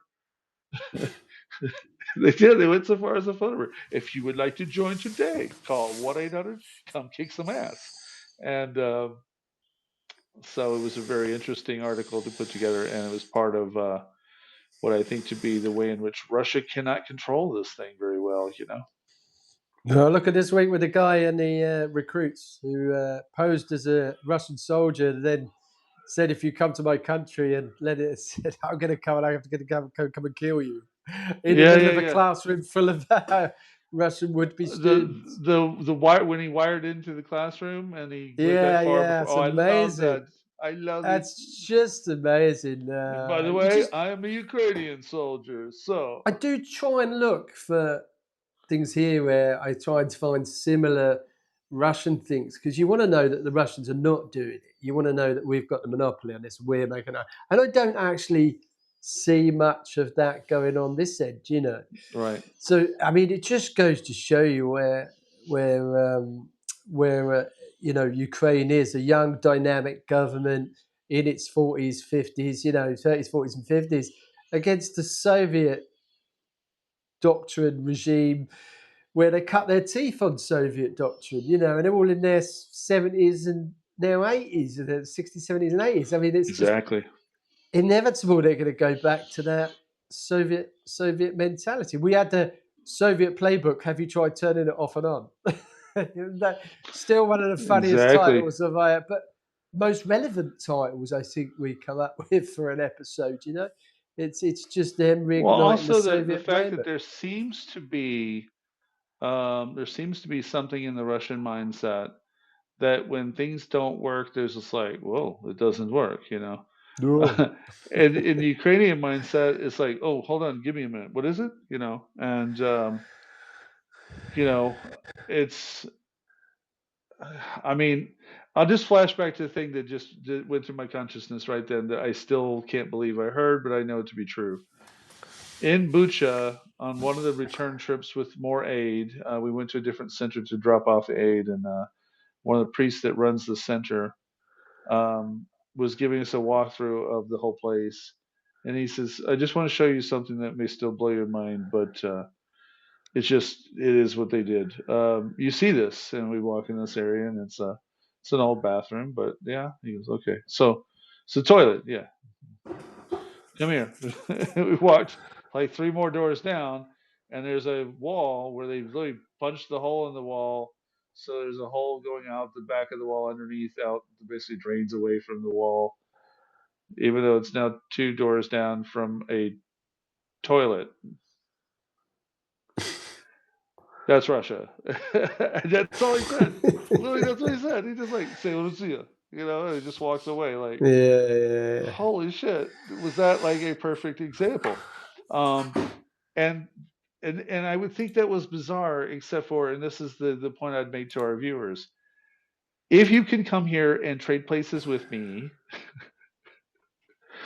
I'm gonna go to America and have some actual tacos for once. No, I miss a few things in America. Mostly I don't. But you would find yourself overwhelmed with the amount of times that you've heard what Russians can and will do once in complete control of the survivor, the surroundings around the surviving scenario, like so Bucha and Izum and Sean's captivity, etc. Um, and you hear it from people who never met, never talked to each other, and it's everywhere. It's the same thing. It's the Russian playbook. It's the Russian mindset. It's the Russian outcome. Yeah, yeah, And yeah. you can only have so many of those before you kind of go, yeah, that's what it is. I think we're at And that yeah, turning point. I think it's taken 4 years into a fifth year now to yeah, get Russia to a point where it's struggling, where it can't control the narrative, where the propaganda juggernaut has now run out of road. Where does that go? Because that's yeah. It's huge, at least and it's run not out of going. road. It can't. It's DT Donbass, the kids of Donbass. We've You can't mostly control people are the narrative. fatigued on Even it. the Yeah, Nazi slurs have stopped now. It literally is a turning point. And when somebody sort of said to me, "How long do you think it's going to go on for?" and I sort of went, "Well, I think we're halfway through, probably." And they went, "Halfway through?" I said, "Well, think about it. There is no peace talks. The peace talks we right, did have." The peace talks we did have now stopped and they've dropped out. Even today, they said they're not coming over. They're not going to carry on with it. right, right, So there was never any peace talks anyway. And then you've right. got to a point where you've just putting pressure on Russia now. So they're now struggling economically, financially. We've got 2 years worth of funding for the next 2 years, which means we're now getting more from America, which is great. Thank you, America. But that's nothing to do with Yeah. Trump. That's stuff that's just been released, that's been sitting around for ages. We are probably another 2 or 3 years before any peace is going to happen here because there's just nothing that's going to. We're not going to give up Donbass. Get that out of your head because there's no way we're going to give up that strategic belt or sacrifice People all the living people there. Yeah, that are living in those areas. And we're that's not right. going to come back. They want us to come back. We're not what? We're going to just sell them out. That's not going to happen. So Mila So Mila says the Nazi smear stopped. No, you just got them last week. yeah, I got one last. Yeah, You no, I just mean got it's slowed down. It has slowed down. It was every week. it's We don't slowed see down, much on X anymore. but actually, I addressed this before, but I was at a historical event yesterday. Some very very old materials that belong to Ukraine were returned. They'll be on display in the near future at a museum. So I went to go photograph and young lady that was there was going to tell me a couple things about groups from a century ago, and I was already steps ahead on that. Essentially because of my work skills. I was like, yeah, I kind of did the whole work about the OU and UPA and Bandera and all that stuff, so we're good. You have to have a curiosity to come here and get that thing right. And why I mention it is that supporters fear closeness to things that are negative for good reasons. And that was what Russia was doing it all along for. The more they could find some reason to keep people from being full throated in support to release all Azov defenders, all of them, not the ones that say Azov and not Azov, but all defenders who were captured in Mariupol, Azovstal, or anywhere else who happen to be serving the Azov need to be returned. Not just the Yeah, they're not going to do Marines, it. not just the border guards, but all of them. See Yeah, how they're not. when you do it full throated, that's what it sounds like. They got Um, they got a shit ton of yeah, Africans, Russian Africans, sitting in Ukrainian prisons, and yeah, exactly. South Americans and people from Nepal, Sri Lanka, India, and they're just saying Putin's going to leave them in there. He's not going to exchange them. He wants that conveyor belt coming from those That's areas. why Russians call them If they go dispensables. home, he's going to stop that conveyor belt of foreign fighters coming in. They're That's going to why go, the don't go to Russians, Russia. They're yeah, the fucking Russians shit. call, yeah, you know? Russians call them dispensables because of that. Yeah, they're not going to go home. They're not going to get the Fuck me, riches they man. were promised. So is Putin really going to exchange the guys that he thinks might go back and fight again, the career ones like Azov guys, Yeah. the guys that did all the NATO training? No, and you Have can you bet your watched this bottom guy dollar. Zlotin Volodymyr? He's the one that does all the interviews with the captured guys. He's probably the biggest one. Oh yeah, I've seen him on social media. Yeah. Yeah, yeah. I So try not to. I'm a big believer not even if they're Russian or whatever. I don't repost generally prisoners of war, but either side. I've got a strong principle about that, and So you and I are the I same. Yeah, you yeah, taught I me well, don't bro. tend to. I watch them though. You taught me well. I have the same instinct as I'm watching them. Go, okay, what's the line we all already agreed on?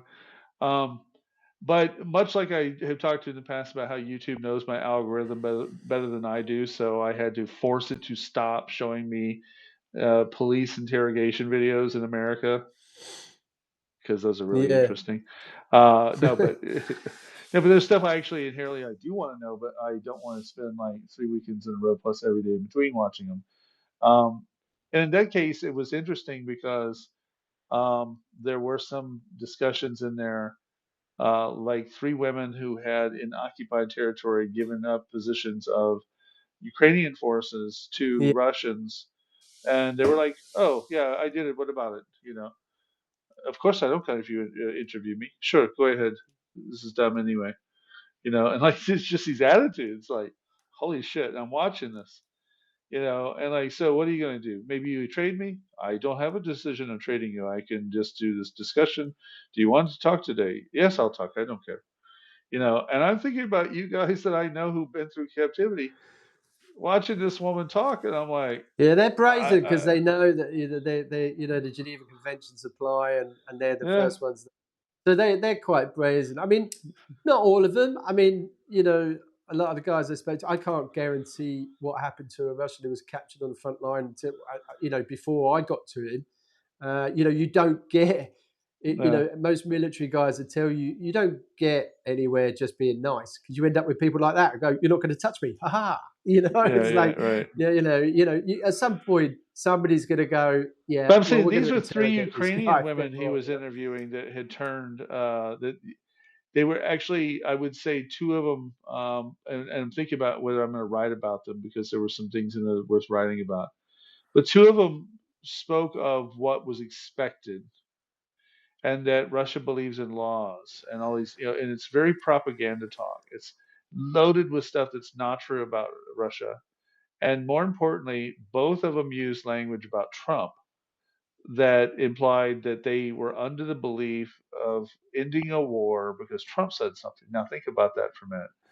Is if you're in occupied territory, and I've heard this already twice in 4 years that threw me when I heard it, but it is what it is there are some people who will take either side so long as the war stops. And they don't necessarily wake up in the morning fearing a Russian leader or a Ukrainian leader so long as there are no No, not shells more and so on the missiles. front lines. Everywhere I Yeah, fought, yeah, I tell people that all the time. Actually, when I was in Bosnia, it was the same. When I was in Syria, it was the same. Generally, they're quite fickle on the front lines. What would you be like if your family was sitting around you and you're on the yeah, front line, and you don't know if you're going to be ISIS 1 minute or the Kurds 1 minute or yeah, Ukraine 1 minute or Russia 1 minute? Eventually, after years of war, you sit there and go, "I don't really give a shit. I just want to live a life. I want to do my work, herd my yeah, sheep, go to work and not get bombed." And generally, you've got to be really careful on the front lines because they might not sell you out, but they generally end up becoming, a bit blasé with, I don't care if it's Russia or Ukraine, just stop the fucking war. I just want, yeah. our life back. So you have to be a bit careful with that. And that's quite a trend that I've noticed in 3 different war zones, that's quite the Mhm. same around the front lines. Yeah, Not necessarily because they would sell you out, but just because family are quite close. What would you do if your kids were there with you, and grandparents and stuff like that? So you've got to be really careful, especially if you're Russian. I mean, if you, if Russia's going to come in and they take over, you've right. got to be so careful with what you say in the occupied territories. You can't just, Exactly. uh, you know, Terry Fellow, one of our viewers here, says, she says, what sort of reaction do POWs generally have when they find out that Ukraine is still going strong? All the time when they I missed out talk for about that a hearing lot. what they're hearing Yeah. must be totally mind blowing for some.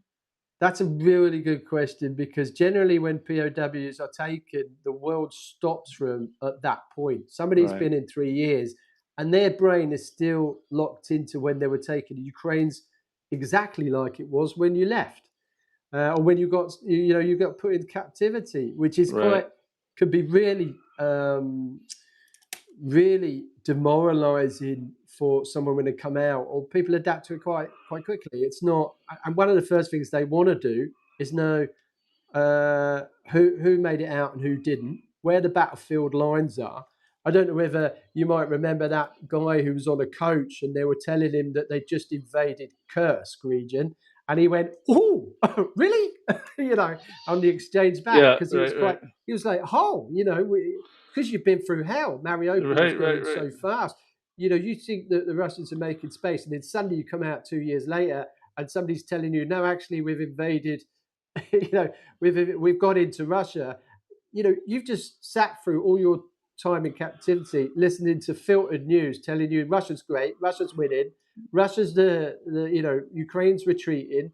So when you come out and you actually go, holy shit, Russia haven't moved like in 3 years. It's still the same lines almost, and it's quite a shock for people to come out of captivity and just realize that Russia's, hasn't gone anywhere. Moved from the Black Sea Fleet, since then Ukraine's been into Russia. Not much has changed. Kharkiv is still there. Sumi's still there.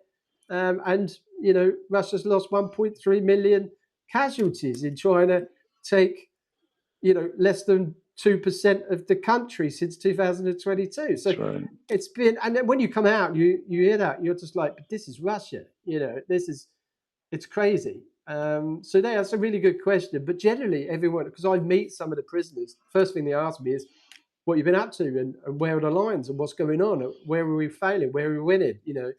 It's quite a common question. Yeah, and I tried to remind some of our outside supporters that a whole lot of things that happen on the outside are completely unknown. And here's the last one I'll mention for tonight, and then we will see you guys back next week. Maybe sooner, who knows? Who Something knows? cool could happen. But Inform Thanks, Terry. Napalm, my wonderful brothers and sisters over at Inform Napalm, see, someone got me doing impressions of Trump the other day, and now I can't get certain tendencies into the I'm gonna have Inform to improve mine. Napalm. Anyway, how Russian It's the diplomats best. added NATO and Inform Napalm to their hacker list. Cyber Butthurt Ah, is the that's a title. good one to end Yeah, on. I love it. I love it. Tonight came out. The Russian Ministry of Foreign Affairs has long ceased to be a classic diplomatic agency, becoming a mouthpiece for straight propaganda in their public communications. Russian diplomats systematically generate manipulative narratives, distort cause and effect relationships, and attempt to distort international audiences. Anyway, they have essentially updated a list, and amongst them, listed on there, is NATO. So congratulations, doggos. You have been listed as a hacker Congratulations, group, Nathan. You've made it on Russia's along hit with list. Inform Napalm, the number one super badasses of information warfare there is. I Yeah. love Inform Napalm. They are Super Bowl all by themselves. So The Russians are now paranoid about animated dogs. It's just hilarious. Oh, exactly. fantastic. You can't, right. That's a good way to end the program. That just Yeah, goes yeah, to yeah. show you how the communities come together to fight this But I genocide. I'm think going to about call it that. We that. have guys that came back, and my friend who runs Daily Fella was nice enough to post a video, a photo of different defenders we were waiting on in the middle of all the silliness that they post. And so when they got home, my friend Ruslan was able to post um, the front page of Daily Fella with his photo on the front of it, having come home. Like, he doesn't know what a fella is. He's never heard of NAFO. I didn't. Somebody Yeah, put on my thing the other day. I went, do you remember I was telling you about NAFO? yeah, And I went, oh, yeah, I do, yeah, because I yeah. know. And it's like, What the fuck is that was an NAFO? amazing feeling. And the same NAFO? thing NAFO? happened to the other guys when they found that there was a entire, essentially pro-Ukraine troll army that was breeding while they were in captivity of Yeah. Shiba Inu dogs. One of my friends, Maxime says, "Why Shiba Inu though? I don't get why that dog." I was just like, I don't know. I didn't even know this thing existed. And then somebody said, do you want a character? So of course, when this news came out this week, I had to bring out my little fella. which somebody said, you can't say it like that. Don't tell everybody you're going to show them your little fella, because that's just like so wrong. You're going to get banned. You're going to get banned if you keep saying things like that. I'm going to see my little fella. So here's a promo. I'm not going to wire all this stuff up, but that you guys will be seeing some soon. Oh, let's tease it now. Let's tease it now. You got to get it finished.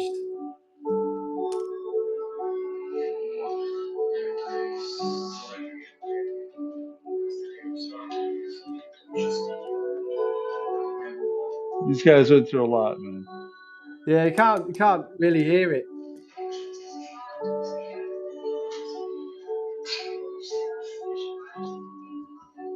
Is it going to be translated? Oh no, you have to learn Ukrainian. Oh, that's all right then. I'll watch it in about 20 years, because I've been in 8 years and I still can't speak. No, that's actually what I've been doing, is translating all of it. That's good. Yeah, but I got pictures with me and him in the early days of 2020. Exactly. But yeah, can't wait for you to finish that. I want to do a long-term project now. I need to get a long-term project done. So yeah, and I can say that you're special to the 36 Marines that I know. They have not met you, but they know you and they love you. Yeah, I'm going to show my him when we friend meet. I'll show him Tatiana the is picture. always. We played football against him, actually. Yeah, exactly. Yeah. Yeah, he's and they're he's down in Odessa right now. So one of the things I'm looking at is our travel guide, and back to the thing I said about supporters and those who have been both free supporters. All the articles are always free; they will remain free. I like it that way. Paid supporters, the fact that it does stack up means that I can go hang out with Sean to film with some people we know. I can go to Lviv to film and catch up on some of the filming we did with this. There's some additional storylines that go on. And the fact that we live here, um, you travel more than I do, even though you actually also live here. But the fact that we live here gives us the ability to see these stories in a way that isn't really true for a lot of network television in America or BBC, etc. When Yeah, they send absolutely. stringers here, because we live here, so there are layers That's and what I layers and said. layers of the stories Yeah. here. I said that about Minus, and if Yeah. you sign up, you're not just signing into a Substack, you're signing into our friends, families, where we Yeah. live. You're signing into a little bit more than just someone who's commentating on the war from another country. Yeah. These are our families, our stories, and hopefully things Pretty like much. mine reflect that in the back catalogue that we're starting to develop here now, with interviews with POWs and Right. families, and your video that's Well, and coming part of the out. point is, like with these videos, is that part of the point is that as we can get the team together financially as well, where there's a budget for a team, you and I have both the experience and the know-how of this, where we can, and I use this word or this phrase as supportive as possible. We can conveyor belt the stories up to the Western audience to hear and see, because Yeah. I get to see them in the Ukrainian news sphere, in Ukrainian, aimed at Ukrainians, but very rarely do I get to see them Out. reproduced for the English speaking audience. So that's what's been Absolutely, good. they don't. Yeah, this is the big campaign we've got, is trying to get Ukrainian journalists, Ukrainian people out to tell the story, rather than just have, Yeah. you know, it just doesn't, for some reason, especially the American audience, they just don't want to bring on somebody that knows about Maidan. They'd rather bring on an American who's living in Alabama, who's written a book about, Maidan and the Russian influence or something, and Who they went bring to him on. Moscow 5 times before writing it, no less. It's just like this. It's ridiculous. And we've all seen what happens when you do get an English-speaking Ukrainian on. They tear them apart. It's like, that's why they don't want them on. So That's right. yeah, we got to get them out there or tell their story for them a bit and give them a platform. So That's cool. Well, again, thank you to everyone tuning in tonight. We will see you Thank you. on the replay, and also pay attention to the timeline. And don't know what the schedule will be. It's been kind of strange. People are very busy running around, but we're always going to have some cool guests coming up for you. And I have some in the wings right now, just waiting for them to land. And should we have breaking news of super importance or something like that to come your way, I will. The last thing is that I have been working, and I talked to you about this earlier, Sean. I've been working on the more broadcast form of all of this, including Thanks, Alan. footage and videos that I have filmed here to bring to you, and new ways of kind of taking the coverage we know here and ramping up a couple of notches for you. So just stay tuned, and your support is part of why that happens, because after you have been kind to donate money Dziękuję. to through subscriptions, then we wake up and go, well, I better do something. Just Saying kidding. dziękuję to everybody. Thank you. And Giacomo Odachi. from us, and we will see you soon. Take care of Thank you. yourself. Be See you later, strong. brother. Slava Ukraini. All right, Slava. Cheers, Chris. See you later. I pizdeць Російської Федерації.